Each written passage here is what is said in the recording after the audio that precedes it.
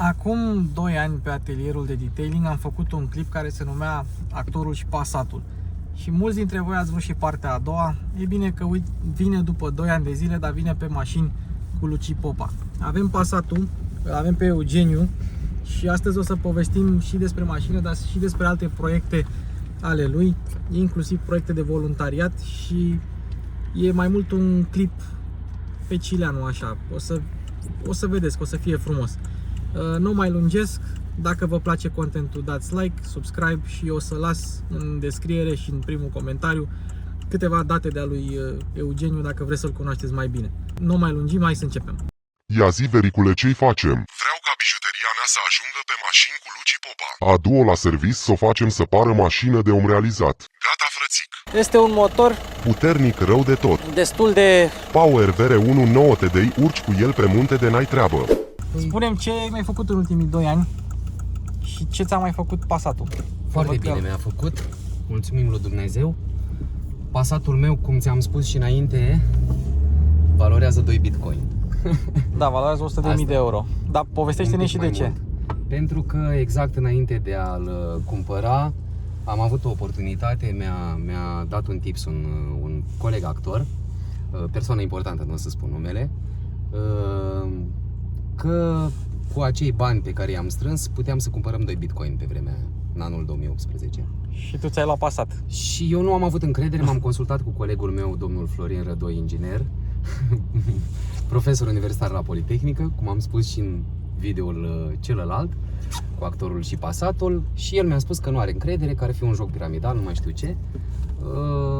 Și uite că Passatul meu am realizat că valorează mai mult de 100.000 de euro, că un bitcoin e vreo 56.000 de dolari, dacă nu mă înșel acum. Oho. Dar și-a meritat toți banii Passatul meu, pentru că l-am cumpărat cu 11.300 de lei, deci vreo 2.700 de euro.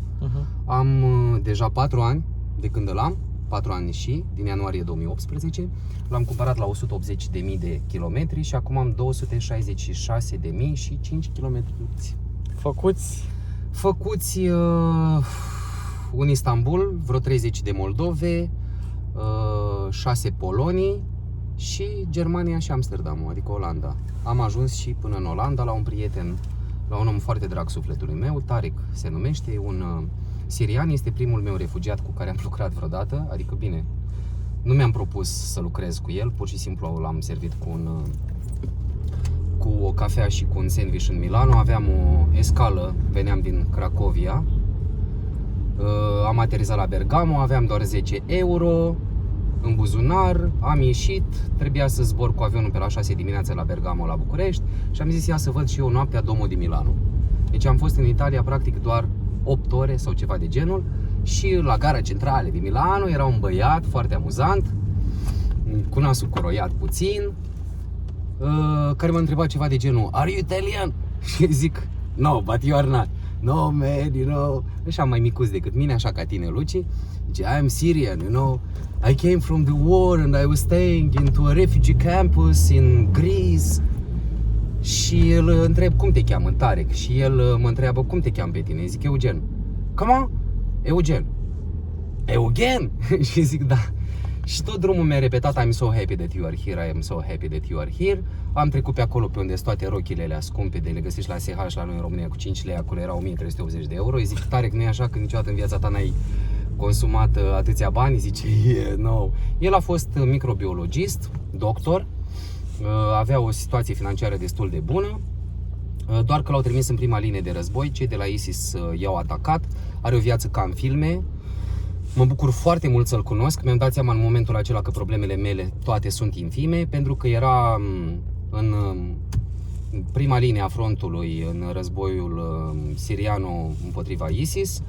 Ăia de la ISIS le-au atacat spitalul și chiar militarii pe care el i-a salvat l-au salvat pe el ulterior, pentru că ce s-a întâmplat? Armata siriană, piloții, da, au bombardat în jurul spitalului, au făcut efectiv tranșee, mi-a povestit el, și i-au extras cu elicopterul. Problema mare este că n-are o pătrime din cap, ia pastile de somn, are foarte multe atacuri de panică legate de război și inclusiv și acum, are tratament, un băiat foarte normal, foarte integru, atât la minte cât și la suflet. Gândește foarte logic. Din păcate a avut 7 operații. Și uite așa m-am cunoscut cu el. Și tot drumul ăla până la Domo di Milano îmi tot povestea: I'm so happy that you are here, I'm so happy that you are here. Mai mult decât atât, am ajuns pe la 3 dimineața la Domo di Milano, în sfârșit, că am luat-o pe jos de acolo la gara centrală di Milano. El venea de la Trieste, mi-a povestit că a trecut prin pădurile din Bosnia cu vreo 3 concetățeni de-ai lui, au și fugit din lagărul ăla, centru pentru refugiați din Grecia, și au mers pe jos, deci au făcut toată Bosnia pe jos. Pe drum i-au atacat și urșii, am mâncat fructe de pădure, frunze, iarbă, a dormit în ploaie. Și îmi tot repeta în continuu: I'm so happy that you are here, I'm so happy that you are here. Și când ajungem noi la Domo di Milano, ăsta îmi zice: Eugen, do you know what means metaphysics? Și eu zic: să mori tu, adică în mintea mea, știi? Eu moldovean, ăsta sirianul, și noi vorbim de metafizică. Omul avea 2 cizme de la Crucea Roșie de prin Trieste, de pe acolo luate. Sincer, mirosea puțin. Nu judec, dimpotrivă, oamenii ăștia îmi sunt cei mai apropiați de mine, pentru că și eu sunt un boschetar, mie îmi place să stau la cort. După cum vedeți, am un Passat și sunt mândru de el. Nu-l voi vinde niciodată, am luat o decizie irevocabilă. Și uite așa ne-am împrietenit. Ne-am și pișat în cruce la un moment dat, i-am arătat cum se pișă moldovenii în cruce, ne-am făcut frați. Și la final am întrebat, zic, măi Tarek, uite, am un troller plin cu haine, nu știu ce, hai cu mine înapoi. Am mâncat și un sandwich pe drum. Apropo, la Domo di Milano, Mecul la 3 dimineața este închis, aviz amatorilor, că n-aveam în altă parte unde să luăm un sandwich și o cafea. Și îl întreb, am vorbit și de Allah, de toate alea. Eu nu sunt pro-segregare între religii, dimpotrivă, i-am și spus: eu îl iubesc pe Allahul tău, pentru că din punctul meu de vedere e aceeași titulatură pentru Dumnezeu. Ne-am luat în brațe și am spus: băi omule, fii atent, eu am trollerul ăsta plin cu haine, ce vrei, spune-mi. Uite, l-am desfăcut în fața lui, în fața autobuzului care trebuia să mă duc la Bergamo, și el îmi spune, mi-e și rușine să spun chestia asta, dar nu o să uit niciodată în viața mea, și el îmi spune: do you want some panties? Îmi spune: do you have some panties and some socks? Eram sigur dacă la asta... I-am dat și o gâtieră de la Decathlon, o aveam din ăla, că era cam friguț afară. Asta a fost în octombrie în 2018. Mai aveam și un pulovăraj din ăsta, un polar pentru urcat pe munte. Peste vreo 3 săptămâni mi-a scris că e la Paris și peste încă vreo 2 săptămâni că e într-o tabără de refugiați din Olanda. Ăsta era scopul lui.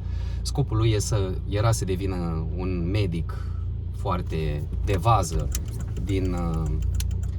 din Olanda, pentru că acolo indemnizațiile sunt foarte bune. Și acum a intrat în programul acesta de refugiați. Are un apartament foarte șmecher, mult mai șmecher decât apartamentul pe care îl închiriez eu. Statul olandez îi dă vreo 500-600 de euro pe lună doar pentru chirie, plus încă vreo 200-300 de euro, dar cu o condiție: să învețe limba olandeză, să treacă niște teste și după aceea, când se termină programul acesta, în momentul în care se angajează, e un quantum acolo, 25-35%, ceva de genul, nu mai țin minte, nu bag mâna în foc, trebuie să-i dea adică înapoi să-i returneze statului pentru ajutorul primit. Și uite așa, din vorbă în vorbă, mie mi-a murit în noiembrie 2020, mi-a murit cățelușa din cauza unei căpușe. Nu mi-am dat seama la timp de simptome, din păcate, și m-a durut foarte tare. Am adoptat o pisică, am postat ceva cu ea, am dus-o la vară mea acasă fete, să aibă și 2 fătări, am hotărât că facem și după aia o castrăm. Și am postat ceva cu ea. El e foarte iubitor de pisici, pentru că i-au bombardat, apropo, și casa în paralel și avea și banii la ciorap și tot. Viața lui s-a schimbat radical. Un unchi de-a lui l-a ajutat, l-am și întrebat, l-a ajutat cu vreo 10.000 de dolari, o sumă imensă, ca să poată să iasă din Siria, să treacă vreo 40 de blocposturi. Mi-a povestit foarte multe, a trecut prin Turcia, din Turcia pe barcă pneumatică, acum am povestit cu el mai multe, din Turcia pe barcă pneumatică a ajuns până în Grecia. Ăstea mi le-a povestit acum când am fost la el. De ce? Pentru că el a văzut o postare de-a mea cu pisica, mă reîntorc, același dar îl am, să vorbesc, uite așa, la și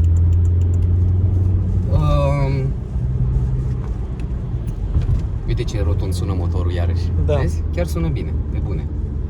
Și a văzut postarea mea de pe Facebook, un story cu pisicuțele, că mi-a fătat Crăciunelul, că așa am numit-o, că am găsit-o de Crăciun.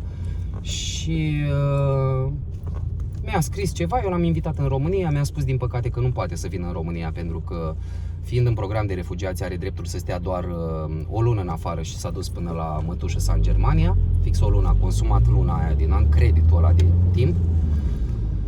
Și m-a chemat pe mine în Olanda. Am vrut să plec cu avionul, dar am zis, hai odată în viață măcar să fac un asemenea drum. Sincer îți spun că am avut senzația că am ajuns pe lună. Am făcut o escală pe la Cracovia, că am prieteni acolo în Polonia. Te-am mai povestit? Fostei de pe acolo, fine. Și am făcut escala aia, până în Cracovia am făcut 17 ore, 1150 de kilometri. Ia să dăm un pic de planisimă. Și sunt cam vitezoman. Am 3 stiluri de a conduce, domnul Ruci. Am stilul sportiv, cocalar, dar semnalizez și nu-i bag palții în belele. Am stilul prezidențial, adică foarte elegant. Și am stilul lame, adică cel mai plictisitor în momentul în care sunt foarte obosit. Dar faptul că vorbesc foarte mult, dar și cu sens, denotă faptul că sunt foarte entuziasmat. Și în continuare, ți repet, dragostea mea de a călători și de a conduce și de a conduce mașinuța aceasta nu mi-a dispărut. O am în continuare, este meditația mea, cum s-ar spune, este relaxarea mea. Din Polonia am făcut mai puțin până în Amsterdam, din Cracovia până în Amsterdam sunt vreo 1300 de kilometri. Ca să înțelegi, din București până în Amsterdam am făcut până în Cracovia am făcut 17 ore, 1150 de kilometri, iar din Cracovia până în Amsterdam sunt 1300 de kilometri pe care am făcut în 15 ore. Am traversat Germania, ca să înțelegi, în vreo 6 ore. M-a enervat complet. Mie nu-mi place Germania neam, deci am o aversiune față de țara aceasta. Nu știu de ce, nu mă atrage, mi se pare prea rece. În Polonia mă simt ca acasă, având și fosta poloneză, știu și poloneză și vorbesc la benzinării în poloneză și din astea, dar în Germania, în primul rând m-a deranjat enorm faptul că trebuie să plătești toiletul. Deci la un moment dat, pe bune, deci am mers la toilet și mi-a părut rău că nu m-a apucat și nevoile alte fiziologice ca să se merite euroul ăla. Doi la mână, e foarte ok în Germania, pe de altă parte, că nu trebuie să plătești vinieta, deci vinieta e băgată în taxa de combustibil. Autostrăzile, mă așteptam că peste tot o să se meargă cu nou limit, că e așa un cerculeț din ăsta, 2 linii tăiate negre pe diagonală și am crezut că o să fie nou limit, dar nu e adevărat și acolo sunt construcții și acolo se merge inclusiv cu 80 la oră. În schimb, când am depășit Berlinul, că am luat-o pe la Berlin, pe la Wroclaw, prin Polonia, deci am făcut Cracovia, Katowice, Wroclaw și după aia pe la centura Berlinului, mi-a picat fața la modul că civilizație maximă, adică foarte bine aranjat, cu plante pe laterale, așa am văzut și în Turcia. Și la un moment dat îi dădeam ca lumea, am băgat cruzul la 160 și aveam senzația efectiv că sunt un melc. Mama, am văzut niște mașini atât de bengoase și frumoase și vopsite și culori diferite, deci a mea era cea mai sărăcie. Dar costă 2 bitcoin? Costă. Deci iertați-mă nemțălăilor, dar moldoveanul cu mașinuța lui își face treaba foarte bine. După cum ți-am spus, n-am să o vând niciodată. Am avut ceva probleme pe parcurs, dar am mai mers și pe la țară și am avut niște probleme cu brațele. Am schimbat brațele la roți, bieletele sau cum se numesc astea? Da, bielete antiruliu. Antiruliu, da. Cu astea am avut probleme, am schimbat pe parcurs și cureaua de distribuție, că mi expiraseră ea 50.000 de kilometri, am schimbat-o pe la 45.000. Mă străduiesc să schimb uleiul la timp, 5W40 parcă am Castrol. Ce scrie în cartea mașinii, mă mai consult și cu mecanicii mei. Mă bucur foarte mult că am niște mecanici foarte bune aici la Tei. Nea Bebe e chiar poet, adică de la artist la artist, facem și glume porcoase. Îi plac foarte mult femeile, la fel ca și mie, și atunci avem un subiect comun de fiecare dată. A nu se înțelege greșit. Îmi plac femeile la fel cum ne plac florile, adică să le vedem, să le mirosim, altfel eu sunt un băiat statornic și fidea, sunt fidea. Și cam asta e. Dacă mai ai întrebări... Mai povestește-ne drumurile tale cu Da. mașini. Ce consum ai avut? Ți-am și spus înainte de filmare, mă gândesc foarte tare să-mi iau o mașinuță mică pentru București, pentru că mă rupe la consum și mai ales că a crescut atât de tare combustibilul. Și mi se pare că e doar o speculă ce se întâmplă acum din cauza războiului, deci se speculează și din păcate guvernul cred că e mână în mână cu benzinarii. Deci, în fine, nu vreau să-mi fac dușmani, dar dacă deschid gura nu o să fie bine. În oraș îmi consum 11, 12, 13, dar la drum lung am prins și 5, 8. Atunci când am mers în Germania cu 160, mi-a consumat cred că vreo 6, ceva de genul. În mod normal așa, un 6-1 la un drum spre Moldova. 6-2, 6-5-9, 6-1, cam așa e la 100. Vreau să-mi iau o mașinuță mică și pentru oraș ceva, o ieftinache, că eu sunt din astea, dar bune. Chiar la un Smart mă gândeam pe de altă parte, că nu sunt foarte scumpe, nu știu ce părere ai tu de Smart-uri. La banii ăia merită, e greu să ajungi la motor, că e în spate, dar în rest sunt ok. Sunt fiabile, adică nu cu piesele, cu toate astea, consumul? Consumul benzinară, e mic, dar există și versiuni pe diesel. Nu vreau pe diesel, nu, pentru oraș vreau o benzinară. Da, și nu, cam la ce benzinară, preț crezi, estimezi așa, plus minus? Că... Tu le găsești și la 1000, 1500, 2000 de euro. Le găsești. Bun, da, suntem pe calea Floreasca, stau într-o zonă elitistă, dar am zis că nu o să-mi cumpăr apartament, că o să mă mut în sectorul 4, că îmi place cel mai mult acolo, mă simt așa. Eu sunt mai normal, mai uman așa. Deși și aici mă salut cu vecinii și așa, dar oamenii sunt puțin cu nasul pe sus și mai ales că eu sunt și cu steaua e numai una, adică FCSB, dar să nu ne facem dușmani, ne place și Craiova, ne plac suporterii Rapidului, dar nu neapărat cei de aici, din zona aceasta, nu sunt eu chiar fan. FC Dinamo. Și ai făcut 80.000 de kilometri în 4 ani, nu? Da. Deci faci 2 schimburi de ulei pe an. Da, se mirau și mecanicii Nea Bebe cu Nea Viorel și cu domnul Dragoș, care la ei fac și ITP-ul inclusiv aici la Tei. Hai să-ți mai spun ceva de Amsterdam, de Olanda în general. M-a impresionat enorm. Credem că a devenit top 3 țări în care m-aș muta la pensie. Deci mi-a picat fața. În primul rând, casele, ce vezi tu aici în Doroban și în Calea Floreasca, sunt țâți de măți față de cei acolo. La modul că sunt niște case atât de bine organizate și de frumoase, pline de plante, nu știu ce. În Amsterdam am simțit ca la mine la Orhei, în Republica Moldova, în Basarabia, la modul că sunt canale foarte multe de apă și nu mă refer, că n-am stat chiar în Amsterdam, am stat în Hoofddorp, lângă Schiphol, lângă aeroport. Acolo stă tovărășelul ăsta al meu. Vezi plante multe, vezi și sincer, fără Gigi, fără din astea, că nu mă pasionează. Stai să lăsăm pe ăsta cu numere de Ucraina. Ia filmează-l ce mașinuță are. Da, e așa. Ia uite, unde ești? La război? Supercharge, dar fii atent aici, că e tracțiune față, nu e quattro. De culmea că n-avea n-avea grilă față de quattro, dar era supercharge, era 3.0 TFSI cu compresor. Foarte rare astea, știi? Aveau vreo 300 de cai. Ucrainenii vin cu mașini pe benzină, foarte rar, diesel. Mai văzut și un GLS 400, tot așa benzină. Multe pe... Uite și Dacia asta e ceva nou. Nu? Are un an jumate. Un an jumate? Mașina. Nu prea am văzut modelul ăsta. Da, și ăla avea grila schimbată, pentru că trebuia să scrie quattro pe grilă, că toate astea veneau quattro și pe lateral nu scria S-Line, scria Supercharged. Aia, mai mult ca sigur, ori a fost o ediție limitată pentru Ucraina, ori și-a pus el sigle ca să nu fie S-Line, era... A modificat el ceva. Da, și uite, altă raritate, Fiat Croma. Reînvierea Fiatului Croma, care a fost numai break. Știi cine a avut ca mașină de familie un Fiat Croma? Michael Schumacher.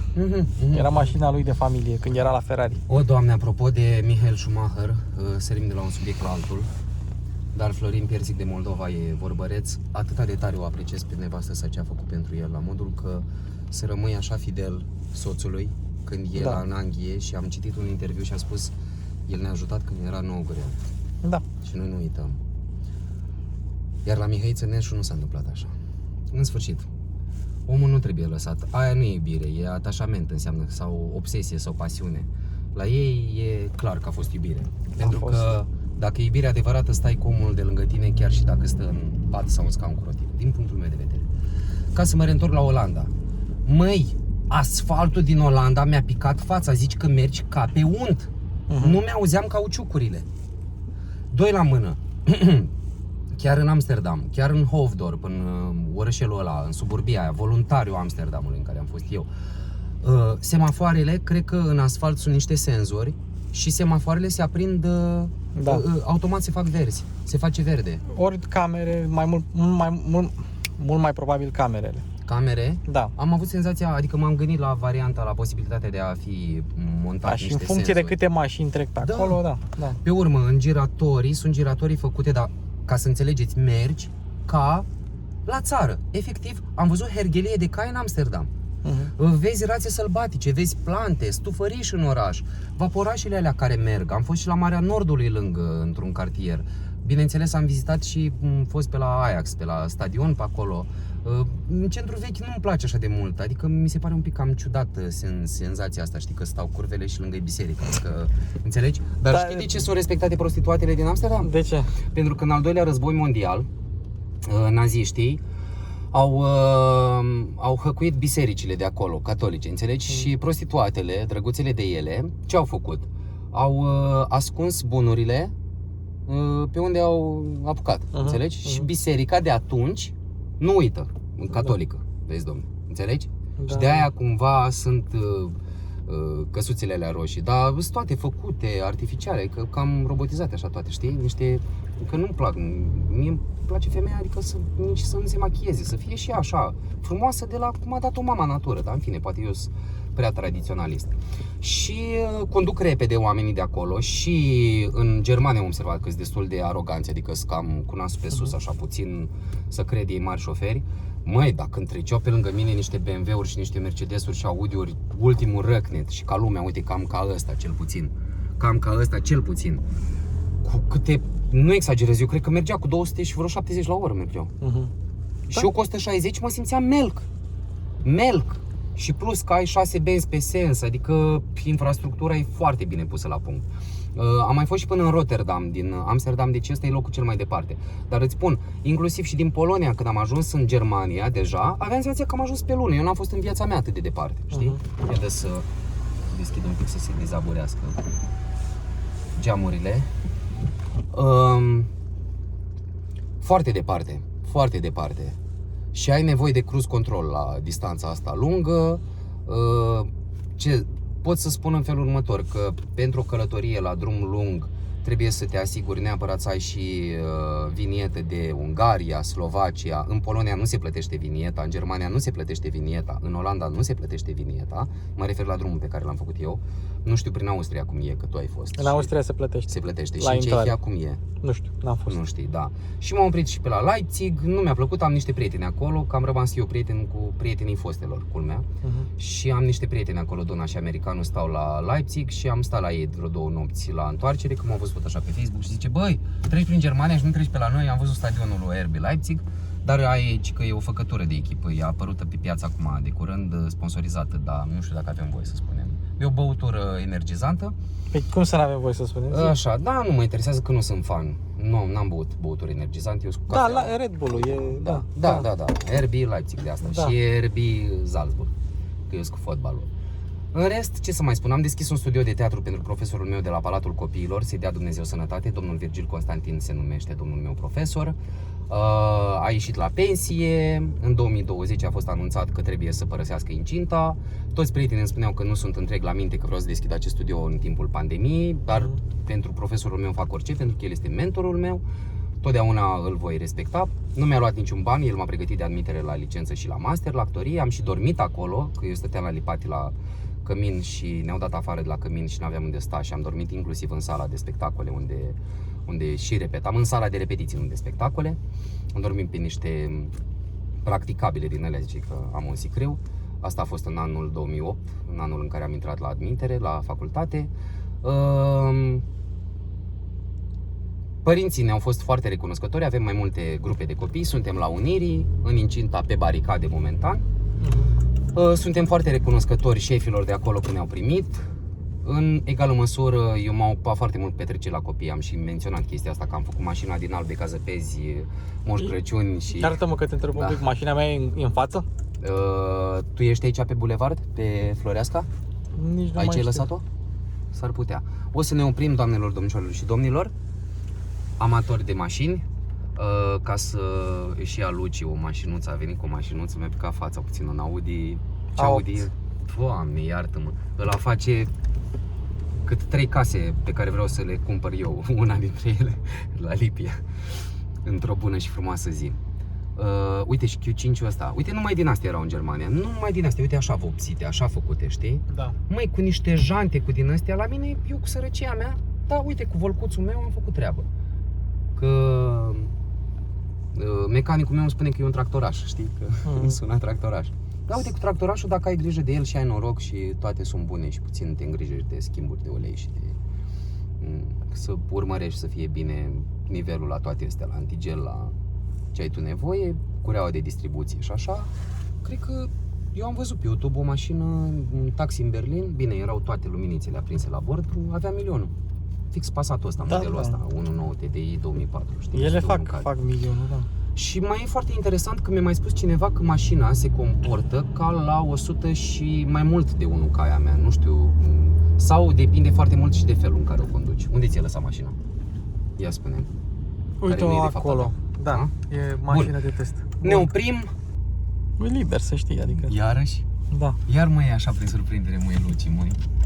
Stau ca la poză, vezi că pozez, actor, alea, glume, draci, laci. Ia spune-mi cum ieșim de aici. Bună întrebare, pe acolo. După GLB-ul ăla. Stai că am eu prioritate, da. Ăsta e cam așa, GLB. Începusem să-ți spun că am darul ăsta de a nu-mi termina ideile. Ghidează-mă tu, mergem așa. Păi dacă crezi că eu știu drumul către gar, cred că e aia. Nu e Hai să o luăm pe aici și mergem pe pasajul Basarab. Da. M-aș muta sincer din toate țările în care am fost până acum și nu am fost chiar în foarte multe, mai puține decât mașinile pe care le-am condus. M-aș muta la bătrânețe, bineînțeles, pentru că mie îmi place foarte mult în România. România pentru mine înseamnă și Moldova, deci fosta Românie mare, e aceeași țară pentru mine, dialectul e diferit. M-aș muta în Portugalia sau în Cipru sau în Olanda, tată. Și vreau să-ți mai spun ceva, că m-a surprins enorm clima din Olanda. Aveam senzația că sunt în seră. De asta am înțeles de ce e țara la lelelor, știi? Da. Pentru că mă așteptam să fie, fiind aproape de Marea Britanie, mă așteptam să fie ca în Anglia, știi? Să plouă, să fie cald, schimbări din astea foarte rapide. Adică pleci de dimineață în blugi și îți vine să stai în Hyde Park în pantaloni scurți. În Olanda e o climă mult mai stabilă și e mai cald, foarte multă umiditate în schimb am simțit. Și începusem să-ți spun că am fost și în Rotterdam. Mă ajung și până în Rotterdam cu tovărășelul. E o zonă din aia, Manhattan chiar se numește în Rotterdam. Portul e uriaș, adică e ca și cum mai merge de la București până la Ploiești și sunt doar terminaluri pline de cisterne din alea de combustibil și nu mai știu ce. Am văzut și unde tai vaporul, am și postat ceva la mine pe YouTube-ul meu cu un huge boat, Rotterdam, England, Engeland, îi spune limba olandeză. Și mi-au plăcut oamenii, adică acolo cât de cât se mai salută, Tarek se înțelege foarte bine cu toată lumea și, cum îți spuneam și aici în parcare, că, iartă-mi cacofonia, simt că am un prieten. Am un prieten și pentru mine nu este importantă religia. Că ești budist, că ești hindus, că ești, deși hinduismul are niște, așa. Da, noi ne-am născut aici într-o țară ortodoxă. Din punctul meu de vedere, ortodoxia conține foarte multe taine și mistere și e superbă, e foarte prost înțeleasă, din păcate, de mulți sau foarte prost orânduită. Dar nefiind priceput în domeniu, o să tac și mă opresc. Deci mi-a plăcut enorm în Olanda. Dar am înțeles totuși de ce Olanda se împotrivește intrării României în Schengen. Pentru că îi batem la funduleț cu portul nostru Constanța, pentru că toate vapoarele vor aduce marfa în România și prin România e mult mai ușor să aduci marfă în Polonia, Ungaria, Slovacia, etc. Hai, treci, domnul din județul Teleorman. Așa. Uite că mergem spre Giulești, aici e primul loc în care am stat la cămin. Hai să-ți povestesc o întâmplare foarte amuzantă. Eram în clasa 10 când am venit în București. Deci, ca să înțelegeți, eu am venit în București la 16 ani și 10 luni cu doar $50 în buzunar, trăiește în anul 2005 cu $60 în buzunar între 13 septembrie și 23 decembrie. Am spart banii, cred că în 3 zile Și am stat aici la cămin, la Colegiul Material Rulant. În vremea aia România nu intrase în Uniunea Europeană, încă era leul ăla cu 10.000. Și odată am fost la un spectacol. Și aici, ca să treci pe podul Grand, nu ai pasaj pietonal pe sus, știi? Trebuie să treci pe dedesubt. Măi, pe cuvântul meu, era ca în Brooklyn. Deci plin de indieni, de romi, cetățeni de origine romă, care stăteau în jurul unor din astea ghene din alea unde făceau focul. Și prima întrebare pe care mi-au adresat-o: băiatul, îți dau o fată? Ți-o dau ieftin, 50.000, înțelegi? Și eu mă duceam la teatru. Acum, am văzut spectacolul, nu știu ce, s-a făcut mai mult de 10 seara. Mai aveam o posibilitate pe aici. Pasajul Basarab nici măcar nu era construit, știi? Aveam o posibilitate pe la Gambrinus pe aici, știi? Și cu toate astea am zis, hai că iau un troleu până la Gara de Nord pe calea Griviței. La întoarcere, ce crezi? Băi, din ăia 20 care erau, cred că s-au făcut, nu știu, 50. Erau mulți și periculoși, știi? Când m-au văzut, deci am simțit vreo 70 de priviri asupra mea, inclusiv a fetelor, cochetelor, care se ocupă cu cea mai veche meserie din lume. Hai să o luăm pe pasajul Basarab, a? Ce zici? Uite, chiar pe aici. Și ți-arăt unde vrei unde tu. am stat eu. Pe ăsta, podul Grand. Trebuie să fac dreapta. Și ce crezi? Îi văd că mă implantează cu privirea. Bineînțeles că am făcut pe mine având 16 ani și 11 luni. Și ce idee crezi că mi-a venit? Aveam un ceas de la taică-miu vitreg, un sărăcie de ceas, nu era cine știe ce. Îl scot, îl dau jos și întreb: băieți, nu e al vostru ceasul ăsta? Bă, da, mâncați și gurița ta, era să zic, ai înțeles. Bă, da, mă, bă, dar de unde ești? Zic, din Basarabia. Dar îmi place Basarabia, bă, țară mișto, acolo a fost Basarabia, mișto, fete, alea. Deci, și tu ce faci aici? Păi uite, stau la materialul ăla. Bine, fratele meu, deci dacă ai vreo problemă sau ceva, dai un apel la băiatul și se rezolvă. Și crede-mă, pe aici, pe unde mergem, cum îi spune la șoseaua asta? Barna. În fine, deci aveam colegi, majoritatea, la 90% le se furau telefoanele în anul 2005. Cumva e bine că România a intrat în Uniunea Europeană, știi? De ce? Că s-au mai liniștit apele pe aici. Și-au plecat. Că am prins vremurile în care la știri se dădeau știri că în Rahova, în Ferentari, se împușcau cu mitralierele cu polițiști, știi? Wow. Uite, aici am stat. Dar n-am stat foarte multă vreme, vin cu Golescu acum îi zice, dar pe vremuri îi spunea Colegiul Material Rulant, uite, la clădirea asta, aici jos mâncam. Și cum crezi că mi-am câștigat banii? Mergeam aplaudat la Andreea Marin, deci am mers aplaudat la Andreea Marin, câștigam un sandwich vreo 100.000 pe vremea aia, deci 10 lei sau 500 10 lei, 10 sau 50 de lei. Nu mai țin minte, uite, cred ce că totuși comică 500 pentru de copii. mii vă dădeam. Dacă nu eram fan Steaua, anunț în gura mare că aș fi fost fan Rapid, pentru că îmi plac foarte mult suporterii și îmi place mult spiritul Rapidului și am tot respectul pentru rapidiști. Uite, pe aici mi s-a întâmplat, pe partea elaltă, sub pod. Fix aici. Măi, erau ca în Brooklyn, frate. Și am fost la un moment dat la o emisiune unde a fost invitat Paulo Coelho, că n-am fost o singură dată, eram mulți moldoveni aplaudați pe atunci, pe acolo. Și ce crezi, am făcut pipi în baie, uitându-mă la Paulo Coelho, că e acolo. Am împărțit pliante, am fost contactat la un moment dat de cineva să împachetăm tot felul de cadouri de Crăciun. Deci tot felul de mini-joburi le aveam. Deci știu ce înseamnă să fii... știi care e cea mai mare rușine pe lumea aceasta? Nu este lipsa banilor, este foame. Pentru că ți-e foarte rușine să spui că ți-e foame. Sincer îți spun. Uite, băiatul ăsta cu Audi-ul nu m-a lăsat, putea să mă lase, vezi? A5. Apropo, mi-a spus un tovarăș Găbilă că eu de fapt am A4. Deci Passatul ăsta e fix A4 ăla de sorginte veche, nu? Da. Aceeași platformă. Din păcate sunt sensibile totuși Passaturile la capetele de bară, dacă prinzi niște gropi.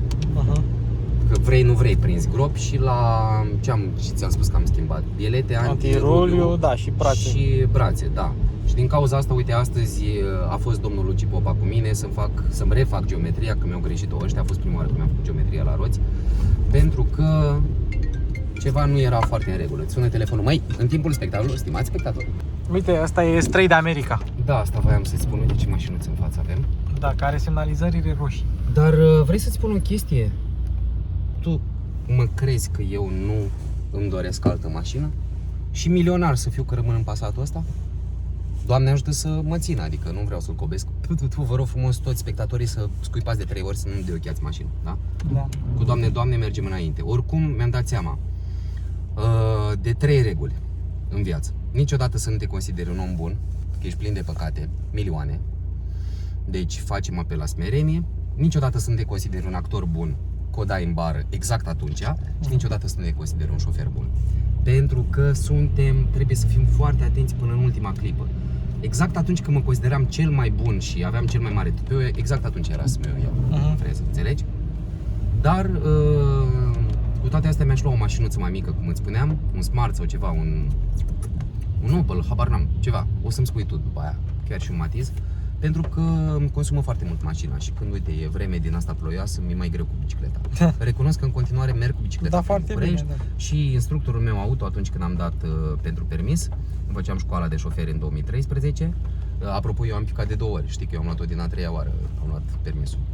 Parcă ai spus. Da, din cauza tupeului. Mi-a zis instructorul că am un mare defect. A zis că sunt printre elevii lui cu cele mai bune viteze de reacție, dar am un mare defect. Deci că am făcut școala la taximetriști, știi? Da, dar avantajul a fost foarte mare și asta îmi spunea și el, că am mers pe bicicletă. Pentru că simt mașinile și cu fundul. Și știu să mă spațializez bine. Și mă ajută și actoria, cred. Da, serios, pentru că facem diferite exerciții de mers în spațiu, mișcare browniană se numește, sau mers haotic, și foarte bine știi să ții cont și de ceilalți, adică să nu-l calci pe altul pe coadă, cum s-ar spune. Întreabă-mă că sunt guraliv, sunt în formă bună astăzi. Bagă! Unde ai vrea să mergi cu Passatul? Păi o să mă duc acum până în Polonia și s-ar putea să trec la unchiul meu prin Cehia, pentru că între timp, în 16 noiembrie 2021, acum, la un an de la moartea lui Blechi, iubirica mea de la Balcic, cățelușa mea frumoasă, am adoptat încă un câine, am un tovarășel actor, care se plimba cu cățeaua lui, Pumba o cheamă, prin parcul Iore, și ăsta a vrut să o coție. Și ăsta l-a luat în casă, i-a dat de mâncare, bine, i-a furat mâncarea cățelei, au început să se certe, nu știu ce, și l-a pus pe Facebook, pe grupuri de adopții, nimeni nu l-a revendicat. Un băiat a zis că l-ar fi găsit cu o sfoară atârnând de gât, deci s-a rupt de undeva. Și știu și unde a stat, adică simt unde a stat, că a stat la cetățeni de etnie romă, nu că aș avea ceva împotrivă, eu am botezat un copil de etnie romă, ca să înțelegi. Și Îndrilița, dacă dau un telefon, Doamne ferește, se întâmplă ceva, vine toată și Îndrilița, știi? Adică am tot respectul, dar sunt alți cetățeni care fac și năzbâtii, la fel cum fac moldovenii mei, la fel cum fac inclusiv francezii. Nu știu ce mi-a venit să zic francezii. Da. Și începusem să-ți spun ceva, așa, de cățel. Și ăsta avea mustrări de conștiință, până la urmă l-a băgat în adăpost și în 16 noiembrie l-am scos din adăpost, pentru că pe cățeaua lui o cheamă Pumba, l-am numit Timon Roșchi Măslinuță, știi? José Armando Figueiredo, știi? Am dat 3 nume, ca la brazilieni. Portughez. Obrigado. Foarte mișto în Portugalia, am fost cu fratele meu. I-am cumpărat bilet de avion cadou de ziua lui la Lisboa. Am văzut și stadionul Sporting Lisabona, eu sunt foarte pasionat de fotbal. Asta e a doua mea pasiune după teatru, am și făcut 17 ani de fotbal. Și apropo de fotbal, să-ți dau o veste foarte bună. M-a chemat domnul inginer, prietenul și bunul meu coleg actor, amator, că e inginer acum, Florin Rădoi, m-a chemat la un meci de fotbal. Da, suntem într-o zonă selectă a orașului și cred că voi face aici dreapta. Și ce crezi, m-a băgat în echipa FC Titania, am participat la o cupă numită Smart Cup, știi? Și am pierdut 11-2. Doar că în timpul meciului s-a întâmplat o chestie. Un adversar mi-a dat cu genunchiul, deci mi-a dat de majulit, mai înțeles? Mi-a dat o perversă ca pe Târgu Ocna, dar așa ascunsă, înțelegi? Și mi-a dat și cu genunchiul și cu cotul în același timp, cât să nu vadă arbitrii. E primul meci oficial gen pe care l-am jucat după foarte mulți ani, că eu am plecat din Moldova, ți-am spus, la 16 ani și până la 16 ani am jucat pentru echipa orașului. Și ce crezi că se întâmplă? M-am prefăcut că virgulă cad. Odată și a fost filmat, știi, pe Facebook la Smart Cup. Foarte mișto cupa asta și mișto organizatorii. Chiar mi-a plăcut și arbitru. Și după aia mai căzut odată. Acum, într-o zi, ce crezi? Pune asta să mă sună, să mergem. Într-o zi, mergem încolo? Tu mă duci la Gara de Nord? Da, la Gara de Nord. Și ce crezi? Mă sună Andrei Coman, chiar președintele, organizator, știi? Și îmi zice, uite, dacă îmi permiți, am auzit că ești actor, nu știu ce, filmat la Sfervinți, nu mai știu ce. Și zice, dacă putem să postăm chestia aia în momentul ăla cu tine, că la fel făcea Neymar. Eu zic, băi, nu mă compara cu Neymar, eu sunt mic, știi? Genul că a fost foarte funny și a postat la ei pe pagină. Și din vorbă în vorbă i-am povestit și de aia mergem la gară, doamnelor, domnilor și domnilor, pentru că i-am povestit că de mai mult de 25 de serii. Și credeți-mă, nu exagerez, de pe 8 martie, dar n-am venit chiar zi de zi. Sunt voluntar la Gara de Nord, traducător, pentru că vin foarte mulți refugiați. La început nu mi-am dat seama că e război. Stăteam cu Timon în parc, la noi la Parcul Circului pe acolo și îmi spuneau doamnele mai în vârstă că s-ar putea să vină războiul și eu n-am crezut absolut niciodată. Sincer, am fost foarte șocat. Inclusiv mai urmăresc vlogurile unui jurnalist ucrainian care l-a intervievat chiar pe Andrei Shevchenko, pe fostul mare fotbalist și antrenor al echipei naționale de fotbal a Ucrainei. Chiar au avut cantonament aici anul trecut când au jucat la Euro, pe stadionul Arcul de Triunf. Și l-a întrebat dacă a plâns și a spus că a plâns de nenumărate ori. L-a afectat și pe mine m-a rupt. Eu n-am realizat prima oară că e război. Ei bine, am petrecut foarte multe seri și zile în gară. De multe ori voiam să plecăm acasă cu fratele meu, de care sunt foarte mândru, e cel mai tare voluntar din lume, fratele meu, Adrian Cosma. Voiam să plecăm pe la 12 noaptea, fratele meu îmi spunea hai să mai ajutăm pe ăia, hai să mai ajutăm pe ăia, nu mai știu ce. Și uite așa, plecam pe la 3 dimineață. Am ajutat foarte multă lume, mulțumim lui Doamne, sunt sleit puțin, dar în egală măsură recunosc că mă pun noaptea în pat. Hai că nu știu pe unde. Pe Averescu, care e Averescu? Ăla e Averescu. Da. Adică am făcut rondul de fapt. Da. Când mă pun noaptea în pat, crede-mă că am așa o liniște sufletească, Luci. Așa o liniște. Practic a devenit un drog. Și un drog sănătos, apropo de treaba aceasta. Și vreau să-ți spun mai mult decât atât că am descoperit ce înseamnă ideea asta de voluntariat. Niciodată nu înțelegeam, nu percepeam. Până nu trăiești pe pielea ta, nu o să-ți dai seama. Și cred că e cel mai nobil lucru pe care l-am făcut vreodată. Mai ales că este... Deci noi ne ducem cu fratele meu la gară, noi glumim. Uite, am și vesta aia portocalie în spate. Noi glumim cu fratele meu că ne ducem la servici. Dar este cel mai frumos serviciu din lume, pentru că este gratis. Pentru alți oameni. Și ți recunosc încă o chestie și mi-e rușine să spun asta. Eu ocazional am mai trecut prin niște episoade depresive, chiar dacă nu par și sunt un om amuzant, comic sau așa zice lumea. Îmi place să fac glume și cred că și lui Dumnezeu îi place umorul. Am avut acum, cred că al 5-lea episod de depresie, început de prin noiembrie, cam de pe atunci mă apucă. Nu știu de ce, cred că e un dezechilibru biochimic, habar n-am, dorm destul de puțin. Sunt o fire destul de agitată de mic.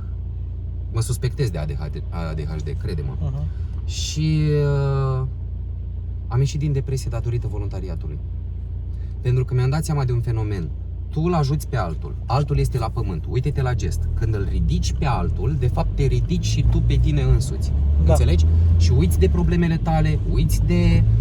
Și mai ales la ce probleme sunt. Crede-mă, am avut doamnă din Mariupol care lângă mine era cu fetița într-una din săli, vreau să te duc. Pentru că eu aș fi preferat astăzi să nu fie despre mine, ci despre colegii mei voluntari alături de care am muncit cot la cot.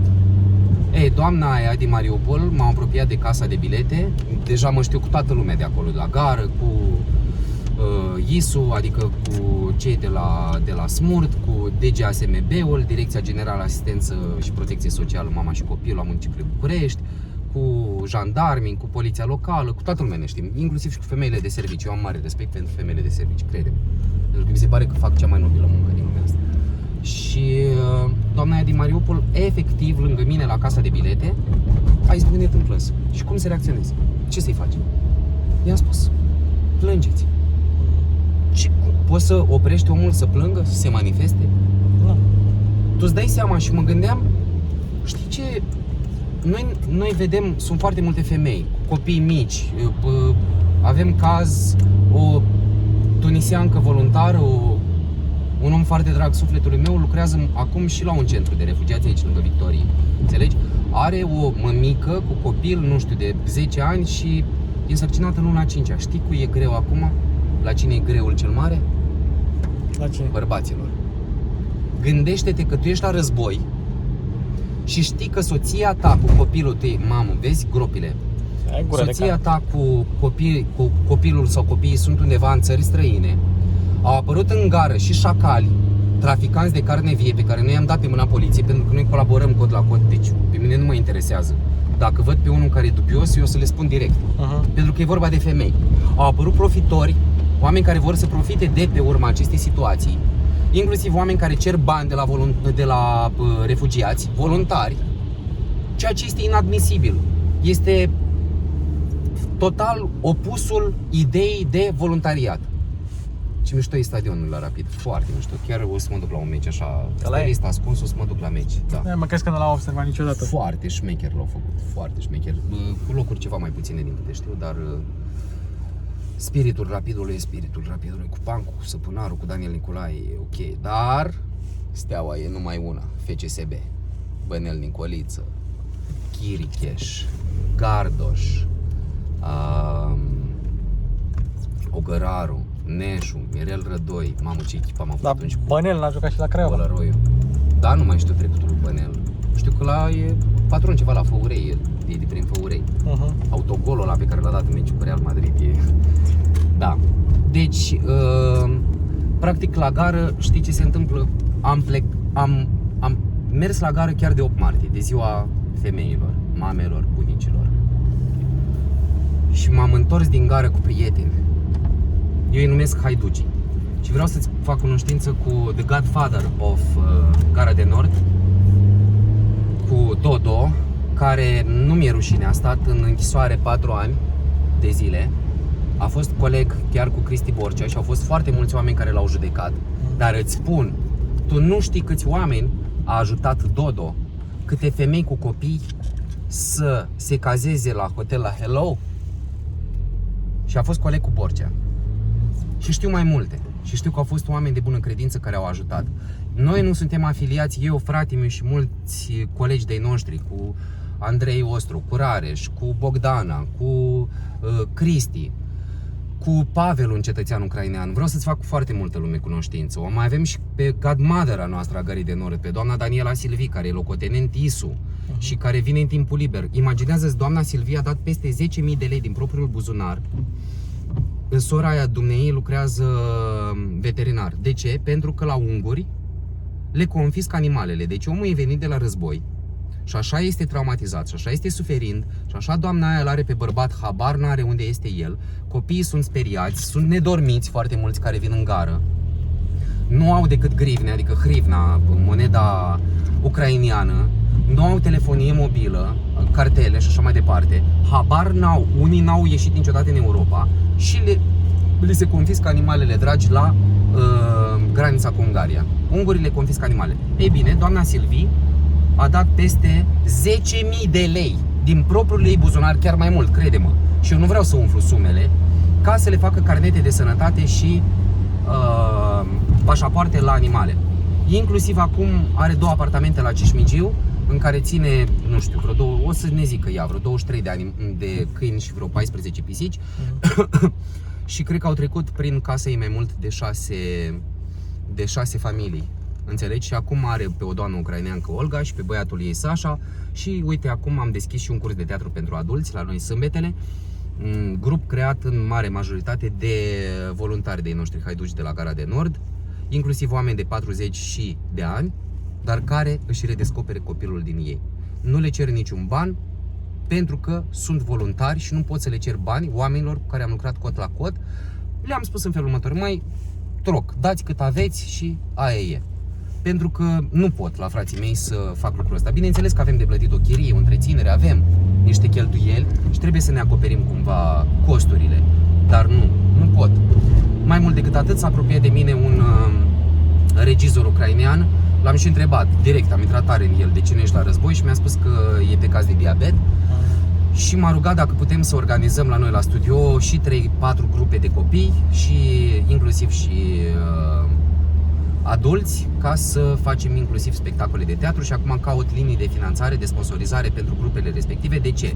Pentru că sunt mamele cu copii care rămân mai multă vreme în România. Au hotărât să nu plece mai departe în Germania, în Polonia, că așa pleacă cei mai mulți, în Germania și în Polonia. Spania de asemenea. Mamele stau cu copiii acolo în centrele de refugiați. Să dau cu capul de pereți că n-au ce face toată ziua. Nu au activitate. Copilul ăla stă pe umerii ei, pe spatele ei. Bineînțeles că pentru ei e benefic cumva să aibă și ceva activități extra. Înțelegi? Da. Am avut un nene valid, venit de origine afgan, venit din Odessa, în una dintre primele serii. Doamne, dar povești am, cred că o scriu o carte despre poveștile astea la Gara Dunăre, să se limpezească tot. Crede-mă, sunt pe ADHD, deci uite atâta energie am în mine. Dorm câte 4-6 ore pe noapte și am energie, crede-mă. Nu știu de unde îmi vine. Valid a venit cu 5 băieți, cu mama, cu sora, cu cumnatul. Deci erau vreo 9 oameni. Noi le-am făcut rost de cazare la Ring Grand Hotel. Am făcut și o negociere acolo. Și gândește-te că au intrat în două, le-am chemat și Uber-ul, au intrat în două Uber-uri. Ăla s-a spărat de la Uber, m-am spărat și eu pe el, că ce-mi cauzi, domne? Deci taximetriștii sunt sau foarte prietenoși cu cetățenii sau foarte anti cu refugiații, înțelegi? Și noi i-am căput scaunul cu rotile. Și m-am certat cu el, în fine. Și îmi spunea valid, mama e sfântă, la 80 de ani. Deci avea niște picioare băți, abia se ținea pe picioare. Omul musulman de fel, ne-a invitat în Odessa. La fel cu Rima și cu Dasha, două fete care au venit din Odessa, surori vitrege sau ceva de genul. De aici am parchez mașina. Și o să te duc după aia peste tot și la cortul de GASMB, unde ne lăsăm datele de la buletin, numărul de telefon și ne tragem vesta. Pentru că au mai apărut unii pe sub ascuns care aveau veste și poliția i-a ginit. Inclusiv și noi voluntari deja știm cu cine avem de fapt. Și gândește-te că valid mi-a zis mama e sfântă.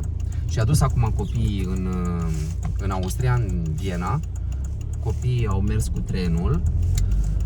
Iar el cu mama și cu sora, da, copiii și cu cumnatul. Iar el cu mama și cu sora au zburat cu avionul. Înțelegi? Da. Și s-a întors, zile trecute m-a sunat. Ei erau acolo, el are niște business-uri, niște activități. Și se duce în continuare la Odessa. La Odessa situația e mai bună, oricum am aflat foarte multe lucruri. Crede-mă, știu despre transport, adică autocarul ăla care vine de la Sofia la București, după aia merge la Odessa.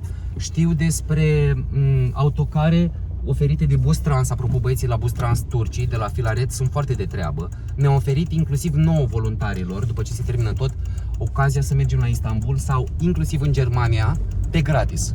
Pentru că se mai organizează ocazional de către turci, foarte mișto turcii, uite aici o să o las. Se organizează curse gratis și am avut cetățeni ucrainieni, refugiați, cărora le-am găsit, deci au venit de la Isaccea cu autobuzul și le-am găsit la 2:30 noaptea, chiar aici la coloane, și le-am găsit în jumătate de oră, i-am trimis în Germania cu autocarul pe gratis.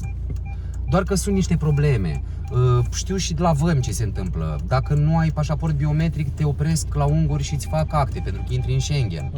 Cu animalele la fel, nu poți să treacă în Ungaria dacă nu au pașaport și din astea, știi? Da.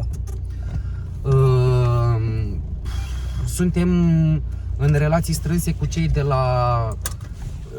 de la pompieri, cu ISU. De ce? Pentru că sunt în fiecare seară, stă câte un locotenent, câte un sublocotenent, sau deja le știu și rangurile, care gestionează situația cu cazările, pentru că sunt foarte multe centre de refugiați, inclusiv la Politehnică se stă, inclusiv, nu știu, undeva pe Polizu, tot felul de școli și așa, spații de joacă, spații de sport, săli de sport, unde stau oamenii. Dodo la fel aici are posibilitatea de a caza mămici cu copii la Hello, unde au inclusiv și mic dejun.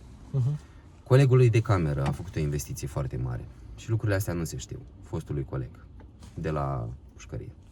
Hai să mergem înăuntru. Gata, hai că mă sună oamenii pentru că vreau să vă fac cunoștință cu niște oameni deosebiți. Luci, hai să-ți fiu ghid de data aceasta. Multă lume îmi spune că sunt ghid. Aici e linia 1 de la gară. De obicei, la linia 1 vin trenurile de la Arad. La linia 2 pleacă trenurile spre Budapesta, cele internaționale, sau spre Viena. Statul român le oferă refugiaților posibilitatea să-și cumpere bilet doar cu 3 euro, adică cu 15 lei un bilet până la Viena sau până la Budapesta. Deci, dacă schimbă la Budapesta, până în Berlin pot să ajungă cetățenii refugiați cu doar 6 euro. Înțelegi? Inclusiv până în Polonia se poate ajunge doar cu 6 euro, ca să înțelegi. Aici este cortul de la DGASMB, bună ziua. Traducător. Sunt traducător. Așa, unde mă înscriu, de obicei, îmi scriu datele de contact și așa mai departe și iau vestă portocalie. Da? Dacă îmi permiteți să-mi pun datele de contact, să-mi dați o vestă portocalie. Da? Da.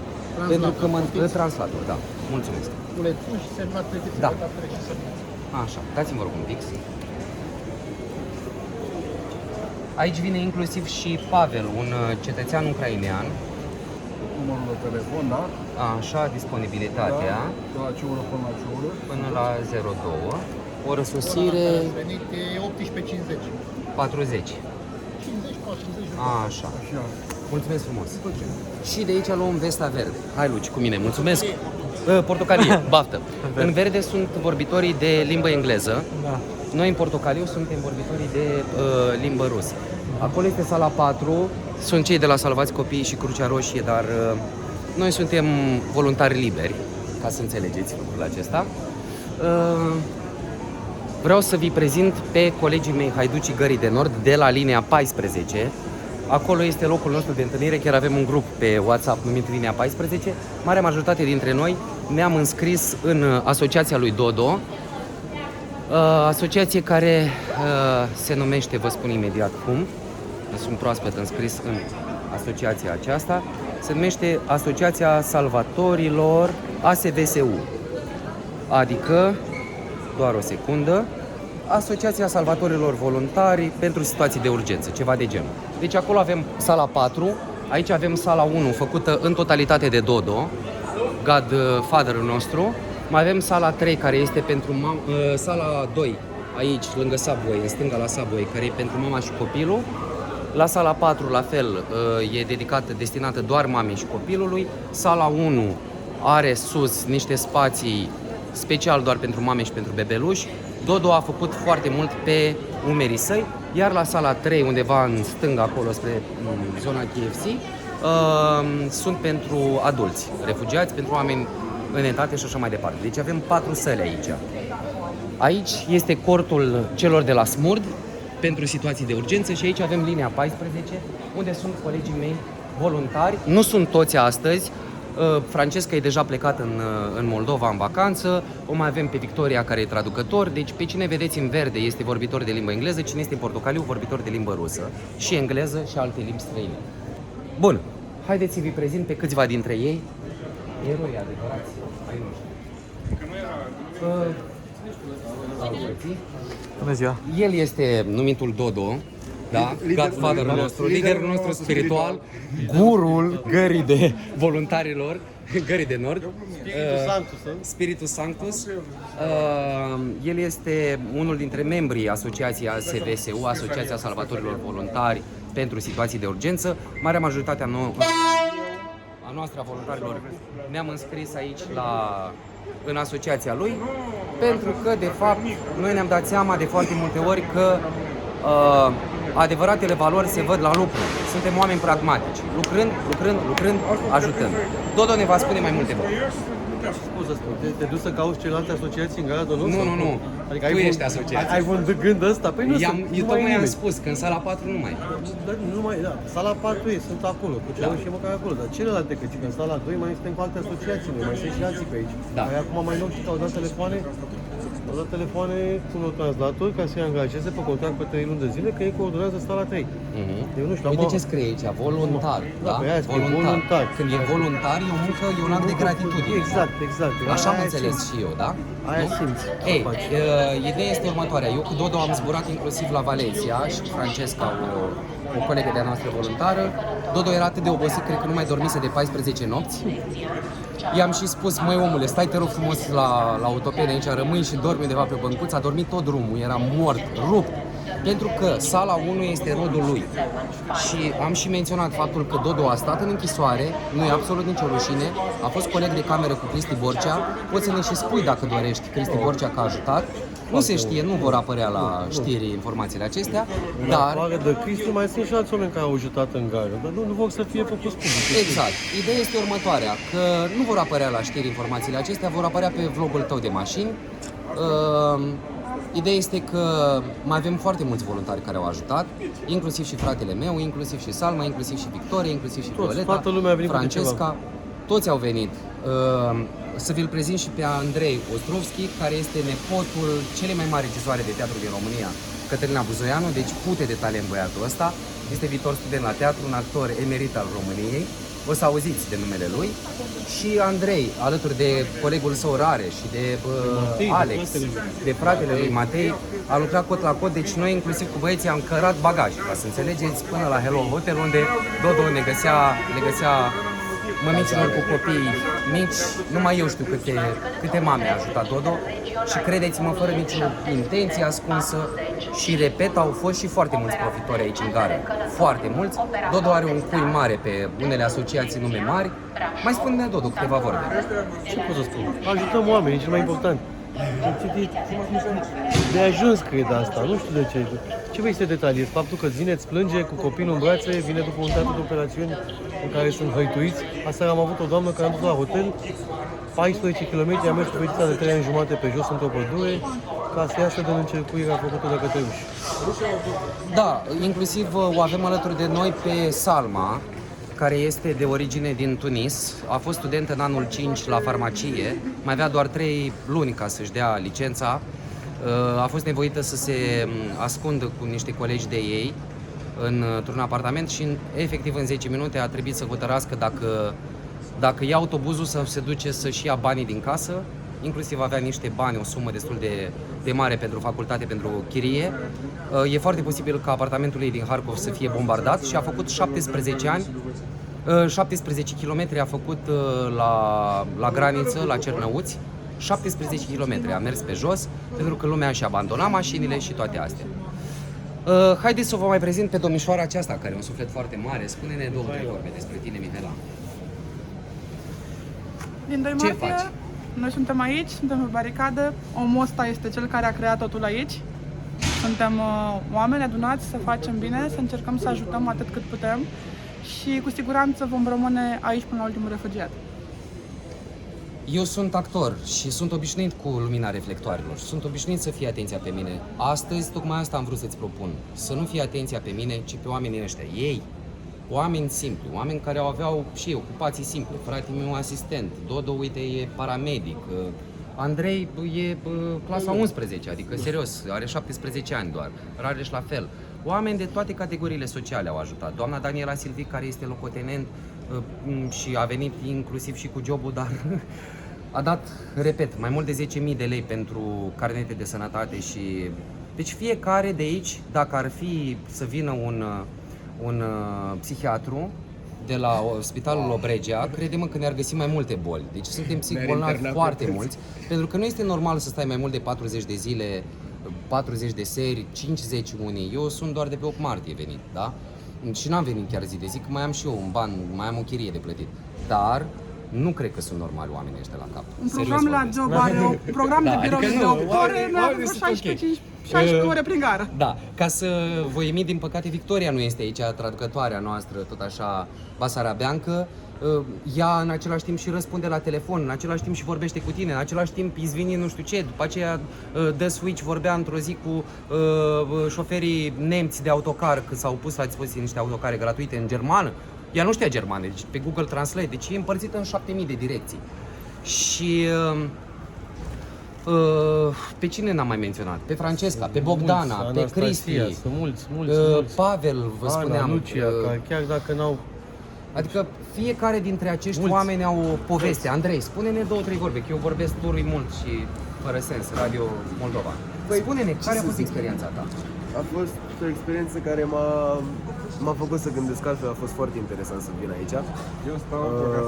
Te dezvoltă toate experiențele astea, te ajută foarte mult să-ți dai seama că nu e totul cum e la televizor sau cum se scrie pe știri și efectiv stai cu oamenii în fața ta și îți dai seama din gura lor ce se întâmplă și cum stă situația. Este o experiență foarte... Cam câte bagaje aproximativ ai cărat de când ai venit până acum? Peste 300 de bagaje. Da. Să vi-l mai prezint și pe Cristi Munteanu. Cristi, dacă poți să ne onorezi, te rog, cu prezența. El s-a ocupat foarte mult de transporturile spre Bulgaria. Domnul vine de la Asociația cu Liga Navală și spune-ne câteva vorbe despre experiența ta. Experiența în gară, ca toată lumea am venit aproape de la început. Am prins vremurile când erau 700, 800, 1000 pe tren, vremurile grele, 3000, 4000 în gară. Am fost și în frontieră ca traducător. În general mă ocup de coordonarea transportului fluxului de refugiați către Bulgaria. Dar asta avem acum un autocar de la Isaccea și ce mai găsim. Care vine spre București, după aia pleacă spre Bulgaria. Nu, vine de la Suceava un autocar care are deja pasageri care merge la Russe și la Varna și am coordonat cu un autocar de la Isaccea care are deja 8, ajunge peste o oră jumate, practic îi transbordez într-un autocar alt și ce mai găsim. Vine și Salma. Salma intră. Salma vorbește în rusă, în franceză, în engleză și dă și un pic în română. Noi mai glumim, mai râdem. Salma, can you come please, just one second, to tell us few words? So we will switch to English a little bit. My English is not so good, but her is better. So I told already about your story that you were in the 5th year in pharmacy student in Kharkov. How do you feel here in Romania? Good, I You like wanna it here. leave? No, I want to stay here. Yes, she really wants to stay here. Tell us please about the experience of Ukrainians. What they are saying about Romania? They love it. They are shocked about the welcoming. Like they're getting welcome from the Romanian. They are shocked. They loved it. They didn't expect Romanian to treat them this way. Deci ei sunt șocați, practic nici măcar nu se așteptau că românii vor trata într-un asemenea mod. Vă spun cât se poate de sincer, au spus câțiva cetățeni ucraineni că dacă ar începe un război, de exemplu, dacă ar fi fost un război la noi, ei nu cred că ne-ar fi ajutat în halul ăsta în care ajutăm noi pe ei. Am avut inclusiv cetățeni ucraineni care... El e fratele meu de suflet, Andrei, și mai avem și pe Rare și pe fratele meu adevărat, Adrian. Mai avem cetățeni ucraineni care ne-au povestit de experiențele lor din Ungaria, când nu au primit, din păcate, nici măcar o ciorbă caldă. Adică la noi vor găsi tot timpul și cazare, ne vom strădui să facem tot ce ne stă în putere, adică ei trebuie să înțeleagă, noi suntem voluntari. Noi nu am venit, noi nu avem un șef, noi nu suntem siliți de nimeni să stăm un program exact. Pur și simplu am creat prietenii fără să vrem, pentru că și noi la rândul nostru e ca și cum am stat pe tranșee. Asta e toată chestia. Și vă recunosc că au fost foarte mulți cetățeni ucraineni, fără să ne aducem laude prea multe, care au spus că suntem îngeri, inclusiv fratele meu. Am primit acasă oameni, au stat inclusiv și la noi, inclusiv și la prieteni de-ai mei. De foarte multe ori voiam să plecăm de aici pe la 11 seara și am plecat la 3 dimineața. Salma is very tired. It's extraordinary tired. She still works now in a refugee center. Tell me a few words about that refugee center. It's a refugee center. It's kind of association. They prepared this place, and Greenhouse gave the place, the location. Greenpeace. I'm sorry. Greenpeace. They gave the location, and for some women, they are Romanian. They did an association by themselves to provide the women and kids that coming from Ukraine refugees with some accommodation. Și vrei să spui că sunt... Nu, în trenul acesta nu sunt cetățeni. Este уже? Da, это Suceava.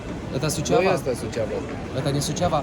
Ca să înțelegeți, noi cu Salma vorbim când în rusă, când în engleză, pe parle français aussi, vorbim și pe russki. Ideea este că în linii mari noi știm trenurile care vin, știm programul lor, mai sunt și trenurile de noapte care pleacă la Budapesta, la Viena. Repet, problema cea mai mare a multor ucraineni este că vin și nu au euro, nu au lei. Inclusiv l-am pe Cosmin, un voluntar de aici din gară, pe care nu l-am văzut la față, ca să înțelegi, Luci, care mi-a virat 500 de lei pe contul meu Revolut, doar ca să le cumpăr bilete la oameni. Îl mai am pe Florin Rădoi, prietenul meu, care mi-a virat: Florin, send me today 500 of lei for any help.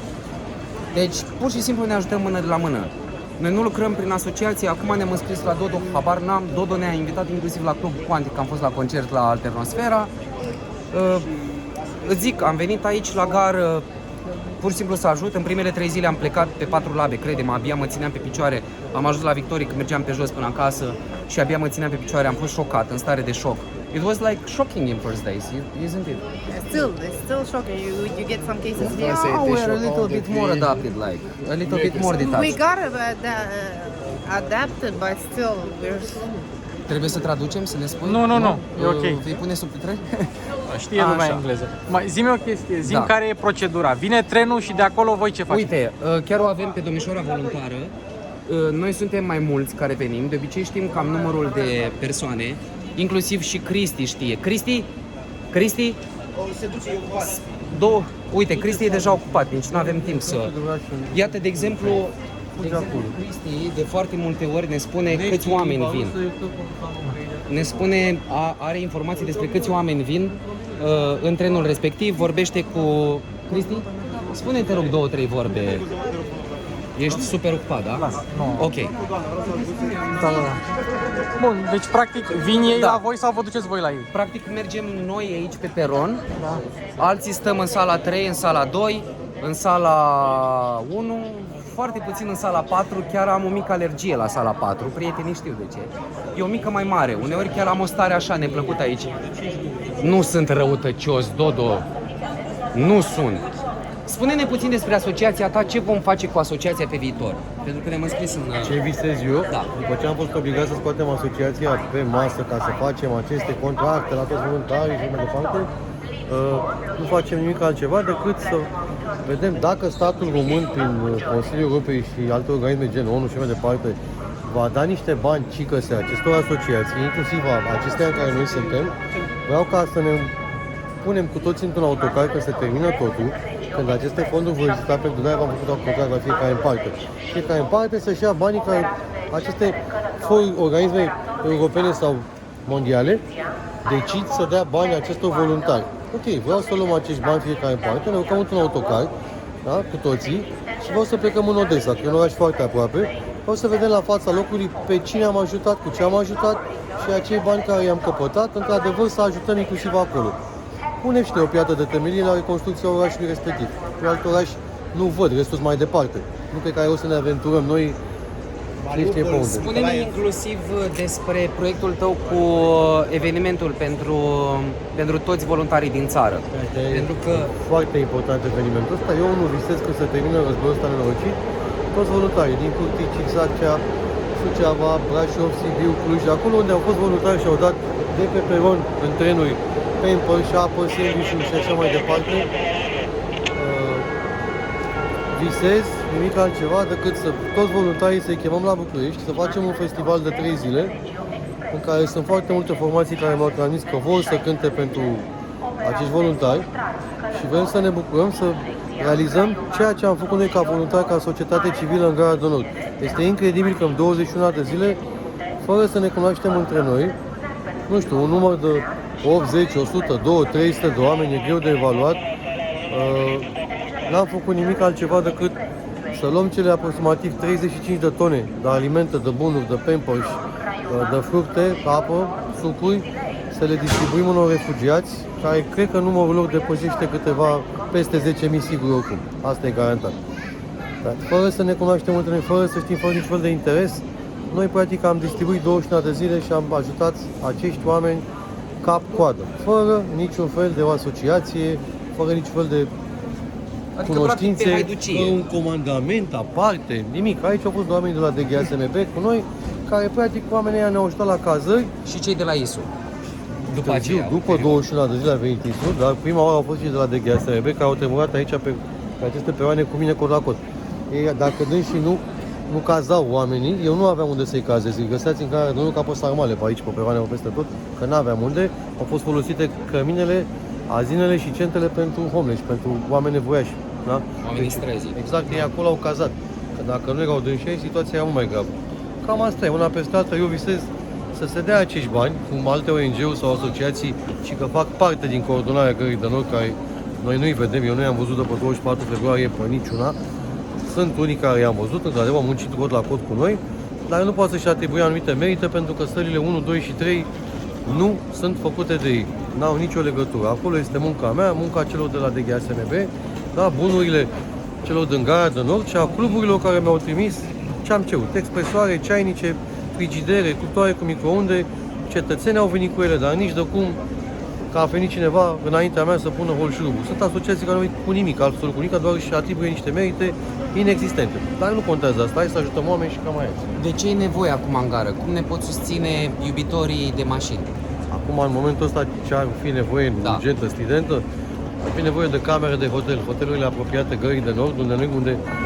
Deci oamenii aceștia, dacă vor să susțină, nu vor să vină cu bani la noi sau în asociație. Pur și simplu vin în Gara de Nord, spun că vor să ajute și vor să plătească 2 camere de hotel pentru 2 nopți. Vă garantez eu, cu camere de la vedere, aceștia se ocupă instantaneu, nu e problemă să avem unde să cazăm femei și copii, sau femei și nou născuți, mai bine zis, femei însărcinate sau oameni care sunt pur și simplu epuizați fizic după 6-7 zile de stat în graniță și încă o zi pe minunatul SNCFR. Da? Deci oamenii ăștia au nevoie, deci asta am nevoie. În rest, să-i hidratez, sucuri pentru copii, auto, inclusiv etc. șervețele pentru copii, Astea deja au venit și sunt, etc. Și rulează, nu? Se rulează în programele în continuare. Necesarul meu acum este strict camere de hotel. Asta am nevoie acum ca de aia. Ca să înțelegeți, inclusiv Salma într-o seară îl sună pe Dodo care lucrează la Quantic în egală măsură, deci el fuge de colo-colo. Nu știu dacă apucă să doarmă omul ăsta. Dodo, am nevoie de niște trolere. Pot să-ți iau acolo, sunt niște trolere sus la sala 1 pe care scrie Dodo, da? Vreo 4 erau. A luat 3. L-a lăsat fără trolere. Inclusiv de trolere e nevoie pentru că ei vin cu tot felul de genți care ce-au apucat. Am întâlnit o femeie în vârstă care e și prima oară din sat, dintr-un sat de lângă Nicolaev și era cu nora ei și mama nurorii efectiv nu putea să iasă din partea elaltă a satului pentru că soldații ruși împușcau.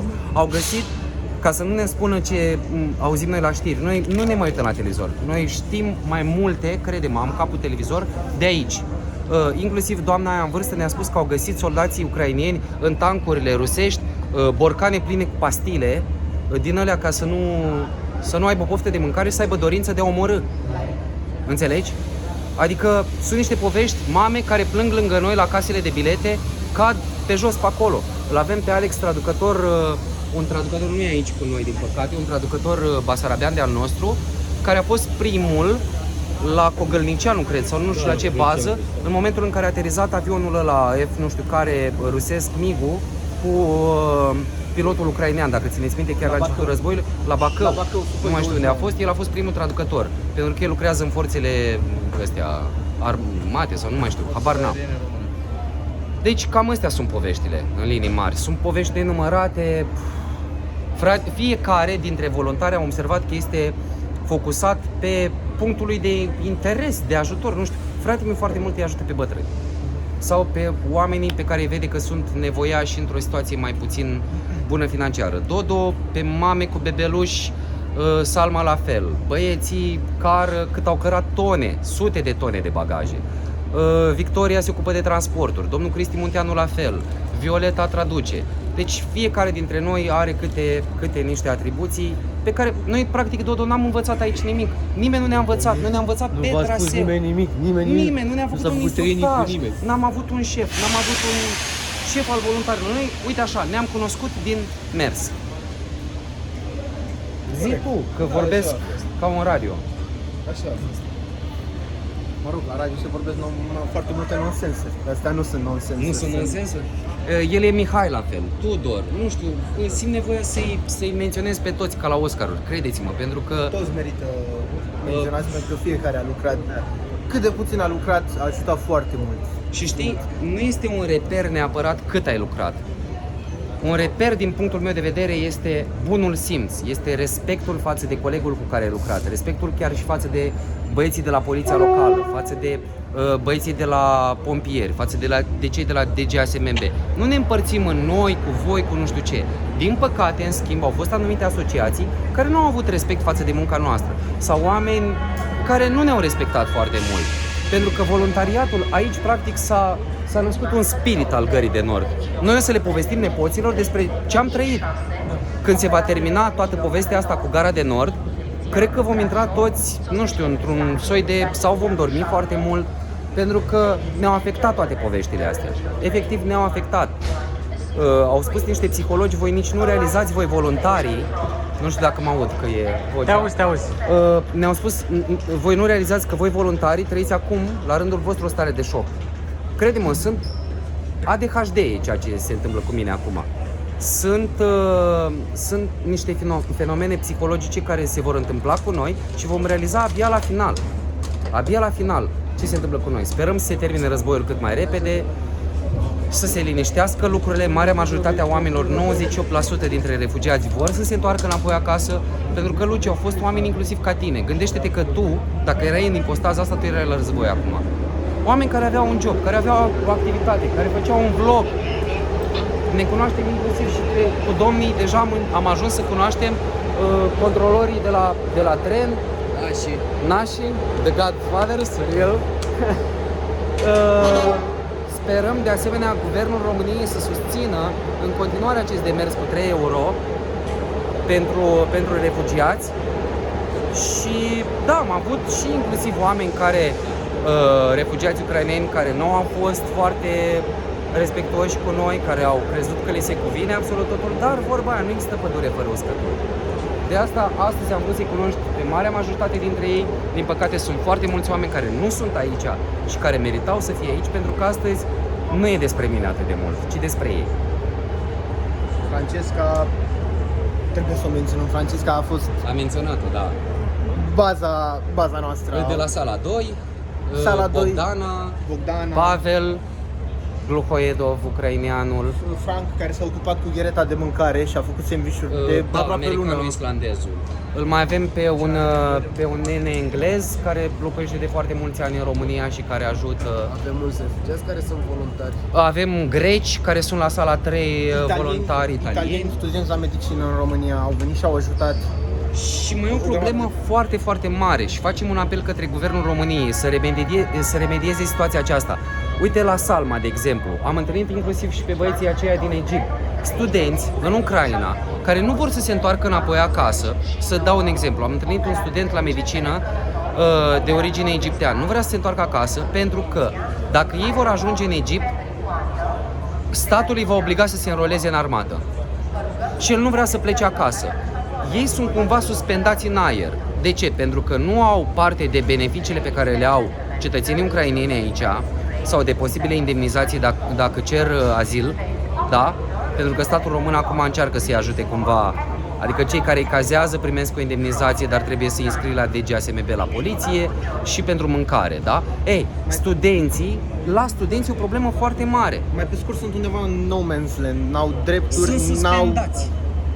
Dacă statul român, prin intermediul Ministerului Educației, ar putea cumva să legalizeze formele acestea de echivalare a studiilor în România, ar fi minunat.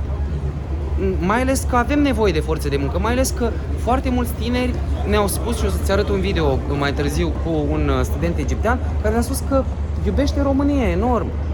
Și ei pleacă undeva în no man's land, habar n-au ce o să se întâmple în Germania, am auzit că în Polonia e full house, adică sunt foarte multe săli uriașe cu de 2-3 mii de refugiați, clai grămadă, niște condiții execrabile. În Germania au nevoie de viză de ședere pentru a rămâne în Iar țară. din Nu pot punctul, pleca.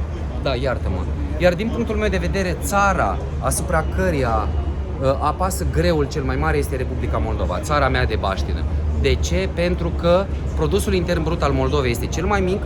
Moldova nu primește finanțare atât de mare de la Uniunea Europeană cum primesc România și Polonia, celelalte două țări care au primit fluxul ăsta mare de refugiați.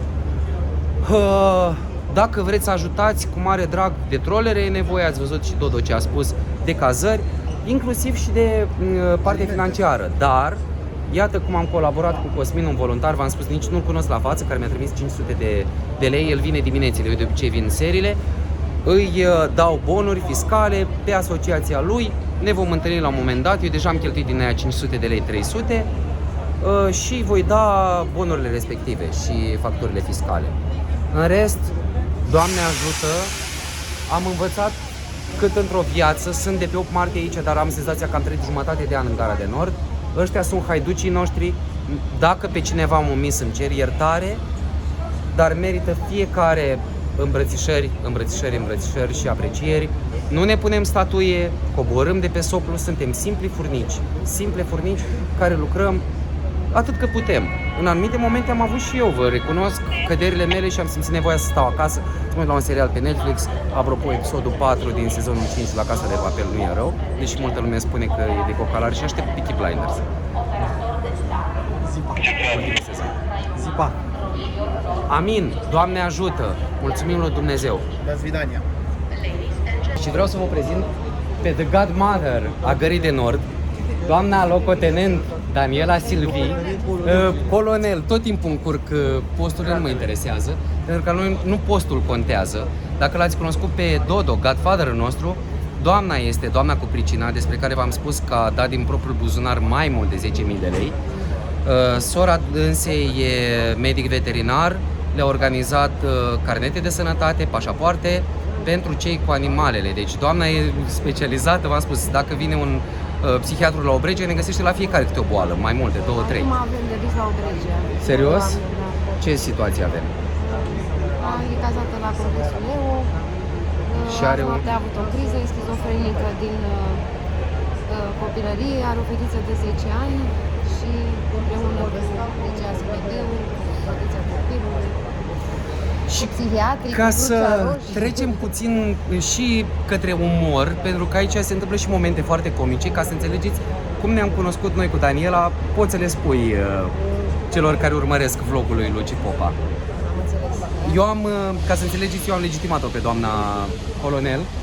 Am legitimat-o, da, prima oară, pentru că eram în sala 2, 3, cu o doamnă cu 2 copii, cu câine și cu pisică.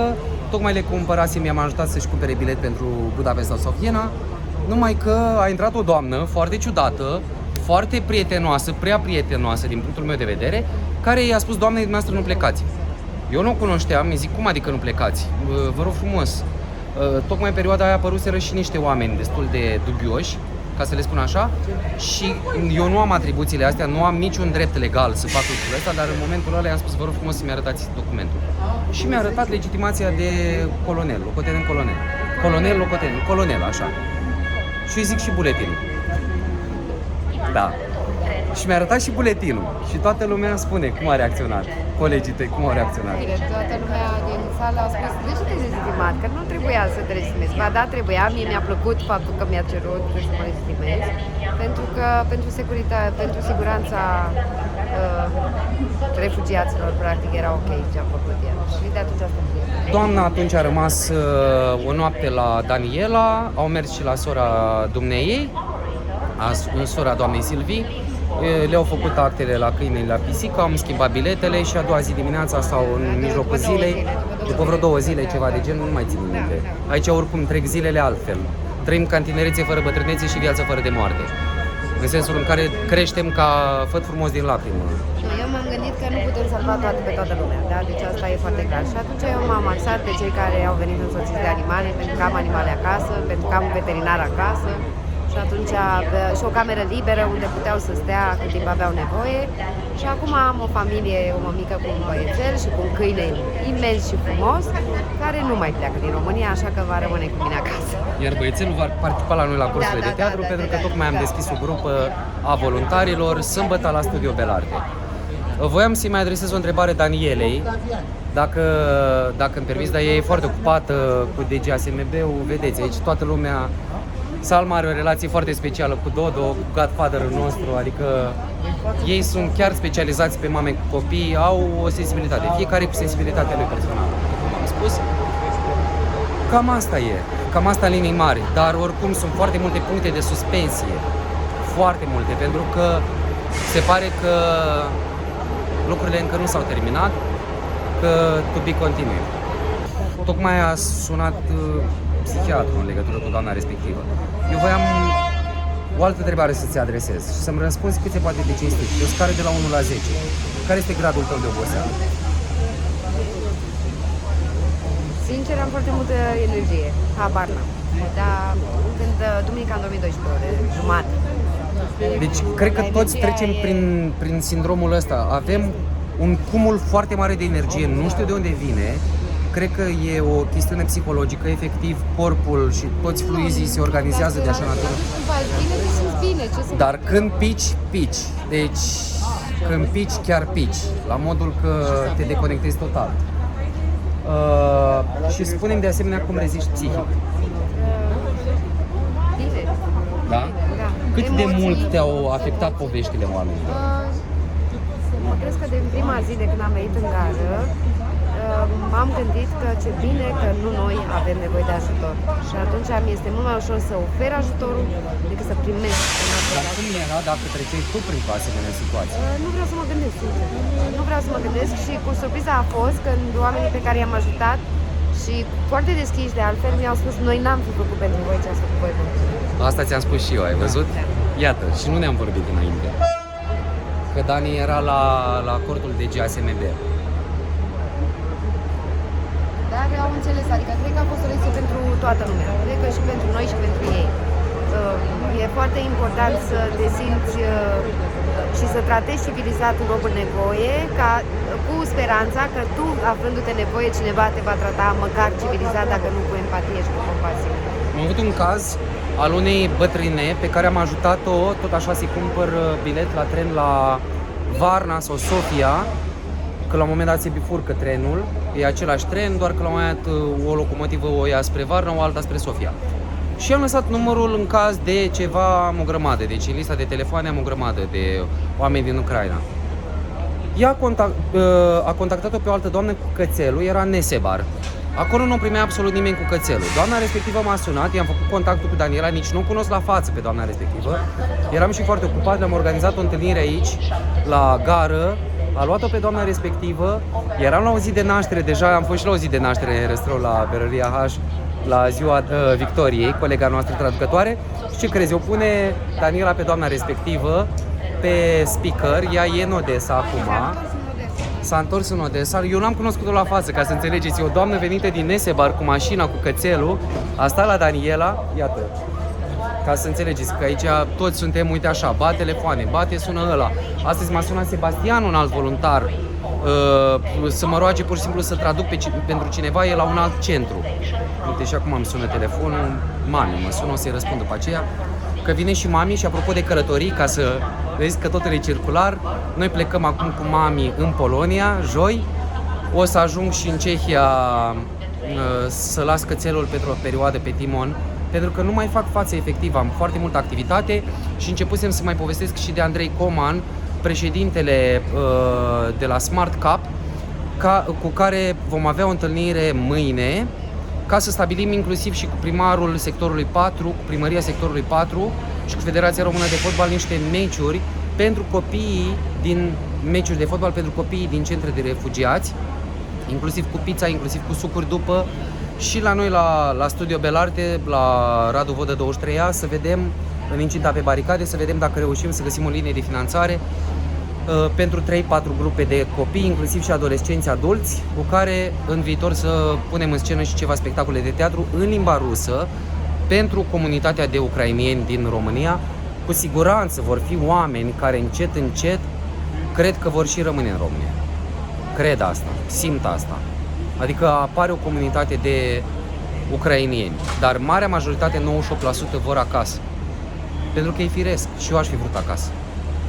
Ok, și pentru că s-a făcut seară și pentru că e frig, cu toate că suntem aproape de luna mai, vreau să vă mai prezint parte din Haiducii Gării de Nord, oameni care au povești în spate nenumărate, multe nopți și multe persoane pe care i-au ajutat. Vom face cunoștință cu Bogdana, viitoare studentă la regie film.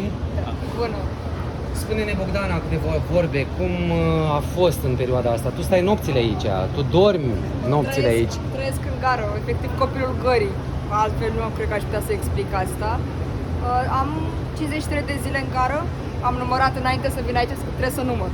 Trebuie să număr câte zile avem, 53 și maximum de 100 ore nedormite. Dar da, cel mai greu cred că e să fii translator, pentru că auzi tot ce ți se zice, fiecare istorie în parte și e cam dificil să treci peste. De-aia am fost nevoit să apelăm la psihoterapeuți, psihologi, ca să putem să trăim cumva cu tot ce auzim aici. Bun, în egală măsură, domnul Cosma, fratele mai mic, juniorul familiei noastre, care a avut într-adevăr multe cazuri de rezolvat. El e așa, e mai în liniște, omul sub acoperire. E omul din umbră. multe cazuri, multe drame, multe... Povestește-ne cum a fost cu doamna aia, deci s-a făcut părul măciucă de găină, de ai ajutat-o și ai fugit după ea. O mamă cu fiică, nepoată, nepot, n-aveau bani, trebuia să ajungă undeva la Budapesta și i-am ajutat cu bilete, cu dimineața, cu trenul și am plecat acasă, am făcut un duș, după aia am venit și i-am ajutat, adică i-am condus la tren. Cum a fost momentul în care ai fugit după ei atunci la tren? Că ai spus că ți făcea părul de găină, tocmai așa de tare te-ai atașat. Păi nu, am fugit pentru că n-am reușit să-i conduc, adică să-i îmbrățișez atâta tot. Dar ai reușit totuși să-i saluți? Nu, n-am reușit, am sunat ca să înțeleg dacă sunt ei în trenul ăla, adică chiar dacă nu merită în trenul ăla. Ce cazuri te-ai impresionat de asemenea în toată povestea asta, în toate zecile de zile petrecute aici? Cazuri, toate sunt la fel, adică toate au o chestie, au o dramă, toți au probleme, adică unii n-au bani, alții nu au unde să stea, alții habar n-au unde trebuie să ajungă și tot așa mai departe. Ok, aici îl avem pe Matei, fratele lui Andrei Ostrovski, cu care am făcut cunoștință mai de demult. Bunica lor este cea mai mare regizoare de teatru a României. Dumnezeu să o ierte, a fost un regizor minunat, Cătălina Buzoianu. Matei, cum e să fii aici în spatele teșghelelor, la sala 1? Că tu acolo petreci foarte mult timp. În primul rând vreau să zic faptul că să stai la sala 1 este destul de ok. În sensul că avem foarte multe resurse pentru refugiații din Ucraina, în sensul că avem foarte multe posibilități să le dăm și așa mai departe, acolo fiind depozitul. Și noi putem să dăm de depozit și la alte săli și așa mai departe. Cum te simți din punct de vedere emoțional, psihologic? Păi acum în gară vin de cam vreo 2 luni. Asta e a doua zi care sunt și de la Crucea Roșie. Psihologic, emoțional, mi-e foarte greu cu oamenii ăștia, vă zic sincer. Asta e și motivul pentru care am venit să fiu voluntar la Gara de Nord, mai ales ca voluntar la Crucea Roșie. Tocmai ca să te autodepășești, înțeleg. Da. Bun. De-aia că oamenii ăștia trec prin ceva foarte greu, în sensul că este foarte urât ce se întâmplă acolo și e foarte milă de acești oameni și încerc să-i ajut cât de mult pot în toate punctele de vedere. Chiar mă gândeam să iau și oamenii acasă. Ok, dar Sebastian aici lângă mine chiar are foarte multe povești pentru că au fost, nu fi timid, pentru că au fost foarte multe cazuri pe care le-a rezolvat, inclusiv cu cazări, inclusiv a transportat ucrainieni la hoteluri, la hosteluri, la locuri de cazare, în tot felul de puncte. Povestește-ne, cum e să fii voluntar? E prima ta experiență? Da, cu ucrainieni. Scuze. Cu ucrainieni, cu probleme de genul ăsta, situații de front, da. Cum a zis și Eugen, am ajutat cum am putut. Am venit într-o duminică, să fie acolo o lună.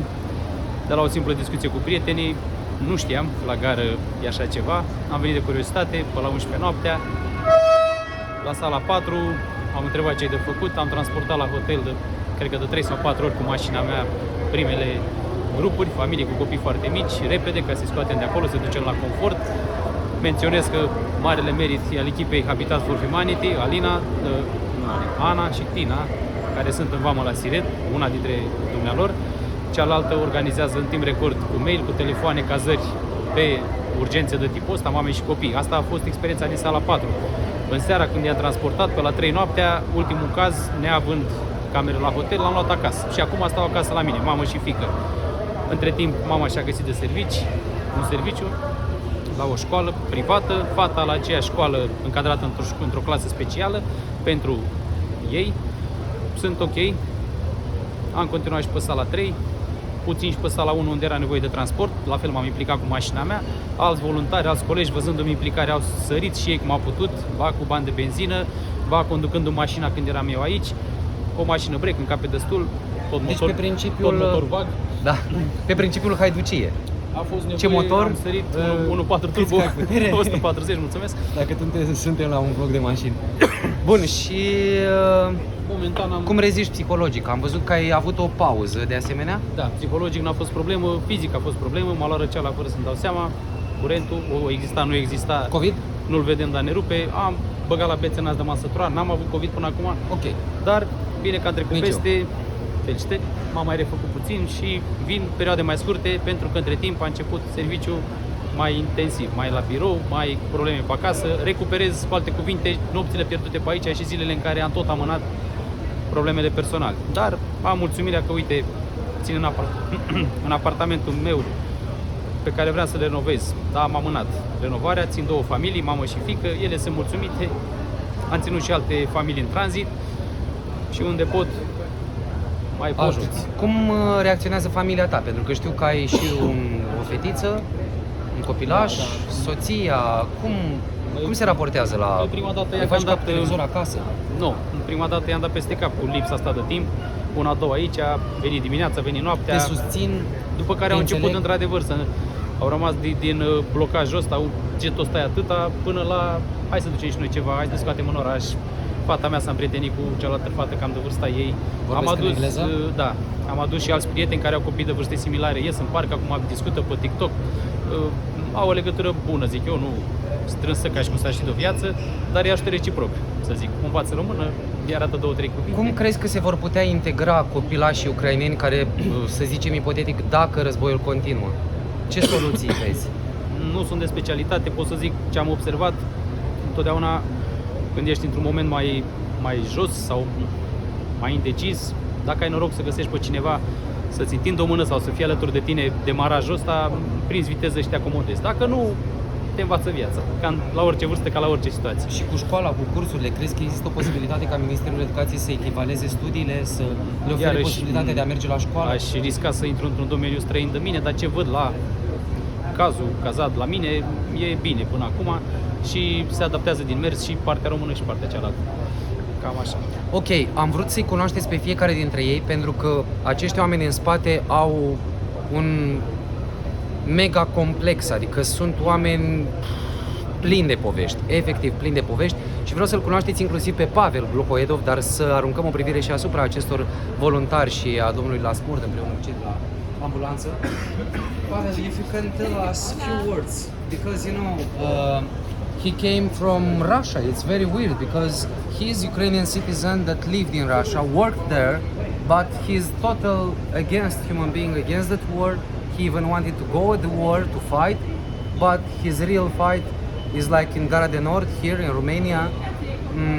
The same time, I saw Pavel when he came here. On the beginning, he was like he felt very good. He was like fresh, and now look, he's very tired, like all of us. What motivated you to arrive here in Romania? How you came here? How you decided to come? Не, по-английски, пожалуйста. A little bit, just few words.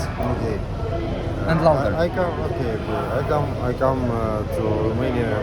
I live previous 8 years. I live in Russia, but when war started, I understand it's not my country, and I need to go with this country. And Можно и по-русски, I will translate if necessary. Спасибо. Yes, пожалуйста. Это будет очень долго. Да, o să traduc, o să vorbească în rusă. После того, как началась война, я понял, что я не буду жить в России. Я улетел в Турцию. Ну, у меня были разные мысли, но я решил, что я оттуда улечу. Bun, când a început războiul, am înțeles că nu voi ста în Rusia, nu am ce căuta acolo, așadar am hotărât să plec de acolo, am zburat în Turcia. Вот. И после Турции я купил просто самый дешевый билет, ближайшая страна к Украине, и это был Бухарест. Și după Turcia am cumpărat cel mai ieftin bilet care mă poate duce aproape de o țară lângă Ucraina și ăsta a fost Bucureștiul. Вот. Какое-то время я пожил в хостеле и стал искать друзей, которые волонтерят, просто своих знакомых узнавать и спрашивать телефоны этих волонтеров. Cu vremea asta la hostel m-am împrietenit sau am căutat pe net prieteni care se ocupă cu voluntariatul, am făcut schimb de telefoane. Потом я спросил людей, которые жили в этом hostele, это были украинцы, где они, видели ли они где-нибудь волонтеров, они сказали, что не видели их на вокзале. Apoi am întrebat oamenii din hostel, erau mulți ucraineni, am întrebat, ați văzut cumva voluntari, știți unde îi pot găsi? Îi găsești la gară. Да, вот я пришел на вокзал, была мотивация помочь людям, которые бегут от войны. Așadar am venit la gară și așa mi-am găsit motivația să-i ajut pe oamenii care vin din război. Вот, в принципе, таким образом я попал на гару. Iată modalitatea prin care am ajuns în gară. Cum îi ajuți pe cetățenii ucraineni? Как ты помогаешь украинцам, твоим согражданам, concetățenite? Я ношу сумки бабушкам. Car bagajele la bunicuțe. Объясняю много раз, как понять, на какую платформу люди должны попасть. Le explic de fiecare dată când mă întreabă cu biletul în mână la ce linie trebuie să meargă ca să ia trenul respectiv necesar. Я думаю, что иногда людям нужна не очень даже много помощи. Иногда людям достаточно какой-то очень небольшой помощи, потому что они растеряны, не в чужой стране, и им нужно хотя бы просто внимание. Punctul meu de vedere este că oamenii de foarte multe ori nu au o nevoie să fie ajutați cu ceva concret, ci mai degrabă și prezența noastră le face bine. Vreau să vă prezint și pe colega mea actriță, Mona Tomcu, alături de care am început foarte ciudat, pentru că ea m-a sunat pe mine să mă roage într-o bună și frumoasă zi dacă pot să sun transportatori din Ucraina, să traduc, parcă a fost un secol în urmă, așa? Să traduc pentru ei dacă mai sunt dispuși să facă transporturi spre România, spre Polonia. Din o listă de mai multe de 20 de persoane ne-a răspuns un singur om. Și de așa, doi? Nu mai țin minte. Da. Ideea până la urmă că Mona a dat-o din lac în puț, adică din faptul că a început să ajute puțin, a ajutat enorm, a ajuns să facă rost inclusiv de prin colegii ei voluntari. Da. Eu acum... Preia de aici, te rog frumos. Să preiau, da. Este o, cum îi spune, International Networking Volunteer. Deja zic în engleză, o comunitate internațională. Comunitate internațională. O rețea exact internațională și am început să facem acum zboruri din Budapesta gratuite spre Spania. Prin această rețea îi ducem cumva până la capăt, în sensul că eu îi ajut de aici din București sau alte orașe din România, cu trenul până în Budapesta, acolo sunt preluați de prietena mea, de acolo din Budapesta îi duce la avion și în Spania sunt așezați prin alți voluntari care le oferă apartamente, joburi, mâncare și tot așa. Bineînțeles că ne-am dezvoltat pe toate părțile, alți spanioli voluntari au venit cu mașinile, au adus donații în România și de acolo noi am trimis înapoi oameni pe care să-i integreze acolo în Spania. După aia am mers mai departe și s-au adus și spre Italia și tot așa am tot crescut și încercăm să integrăm oamenii cu tot acâmul, ca să zic așa, adică noi trimitem pur și simplu în gară sau, ci încercăm să-i fiecare familie, grup, să integrăm exact unde are nevoie. Există apartamente unde sunt puși câte 2 familii să trăiască acolo, să le asigure job. Deja am început să facem ca la interviu în care ce ai făcut în Ucraina, ce vrei să faci, ce ai nevoie și tot așa. Practic, ca să înțelegeți, această rețea este o rețea formată doar din voluntari care lucrează ca un act de gratitudine, de gratuitate pentru aproapele. Ea nu a câștigat absolut niciun ban din toată chestia asta. Prin asta sunt eu fermecat și fascinat de oamenii ăștia, că sunt în stare să-și ofere timpul, resursele, energia, de foarte multe ori chiar și banii, pentru a face treaba aceasta. Mai mult decât atât, trebuie să menționăm că am avut un cuplu de ucrainieni, foarte interesant, cuplul respectiv, prin o voluntară de la Cluj, care la fel ca noi în gară lucrează acolo la Cluj, Reca Ciuroș e numele său. La Reca au ajuns 2 oameni de cultură ucraineni, scuze.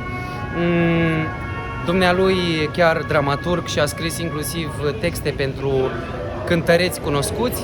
Doamna la fel este jurnalist și practic Prin Mona, prin colegul nostru, bunul nostru coleg și colegul ei de la Teatrul Țăndărică, Dan Codreanu, i-am și cazat acolo prin intermediul Siminei, Mititelu, care a făcut curat. Deci, practic, și noi am fost cumva o rețea de actori de data aceasta, cu Ana Maria Olaș, care a mai lucrat aici foarte multe seri, tot actriță cu Gabi Costin.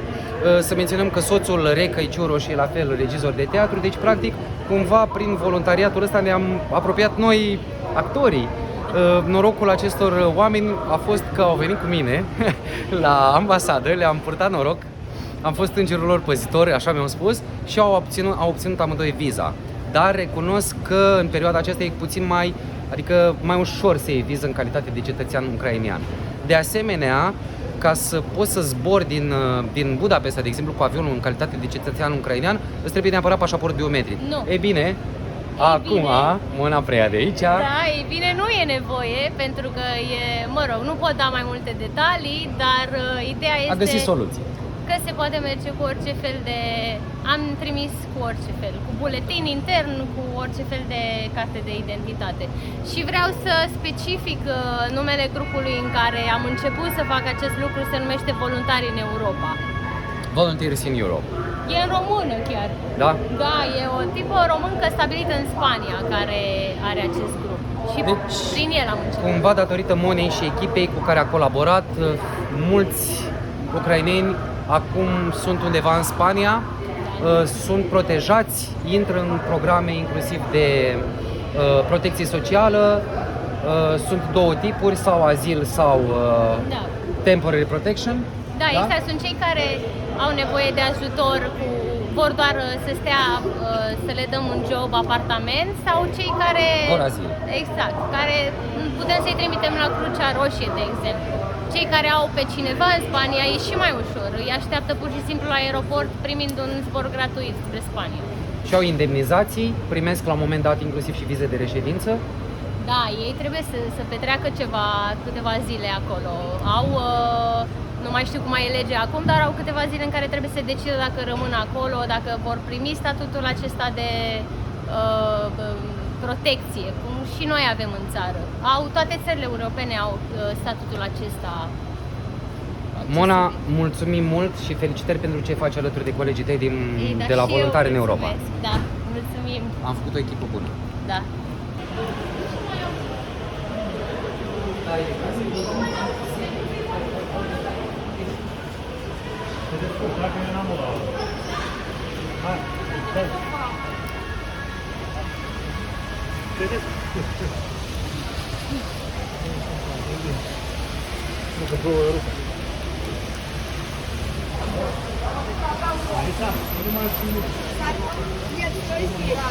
Hai stai aici, că nu avem o... Nu, păi dar dacă nu știi, vedem și noi eu. Probabil că trebuie luate bagaje, nu? You speak Romanian? Only? Okay.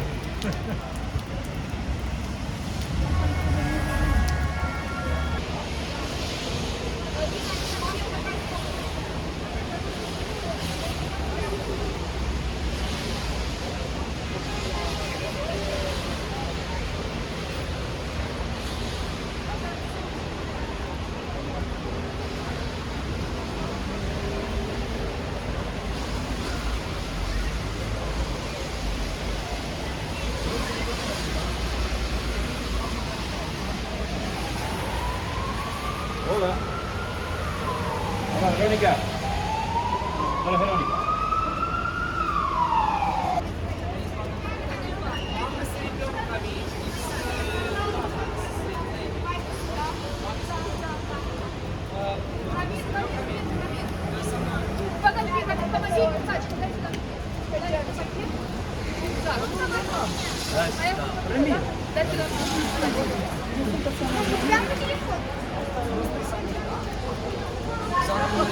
Sau номер 3 пойдем. Подождите.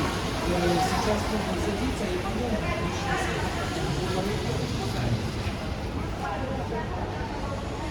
Где там-то Валентина? Вот кто? Дима!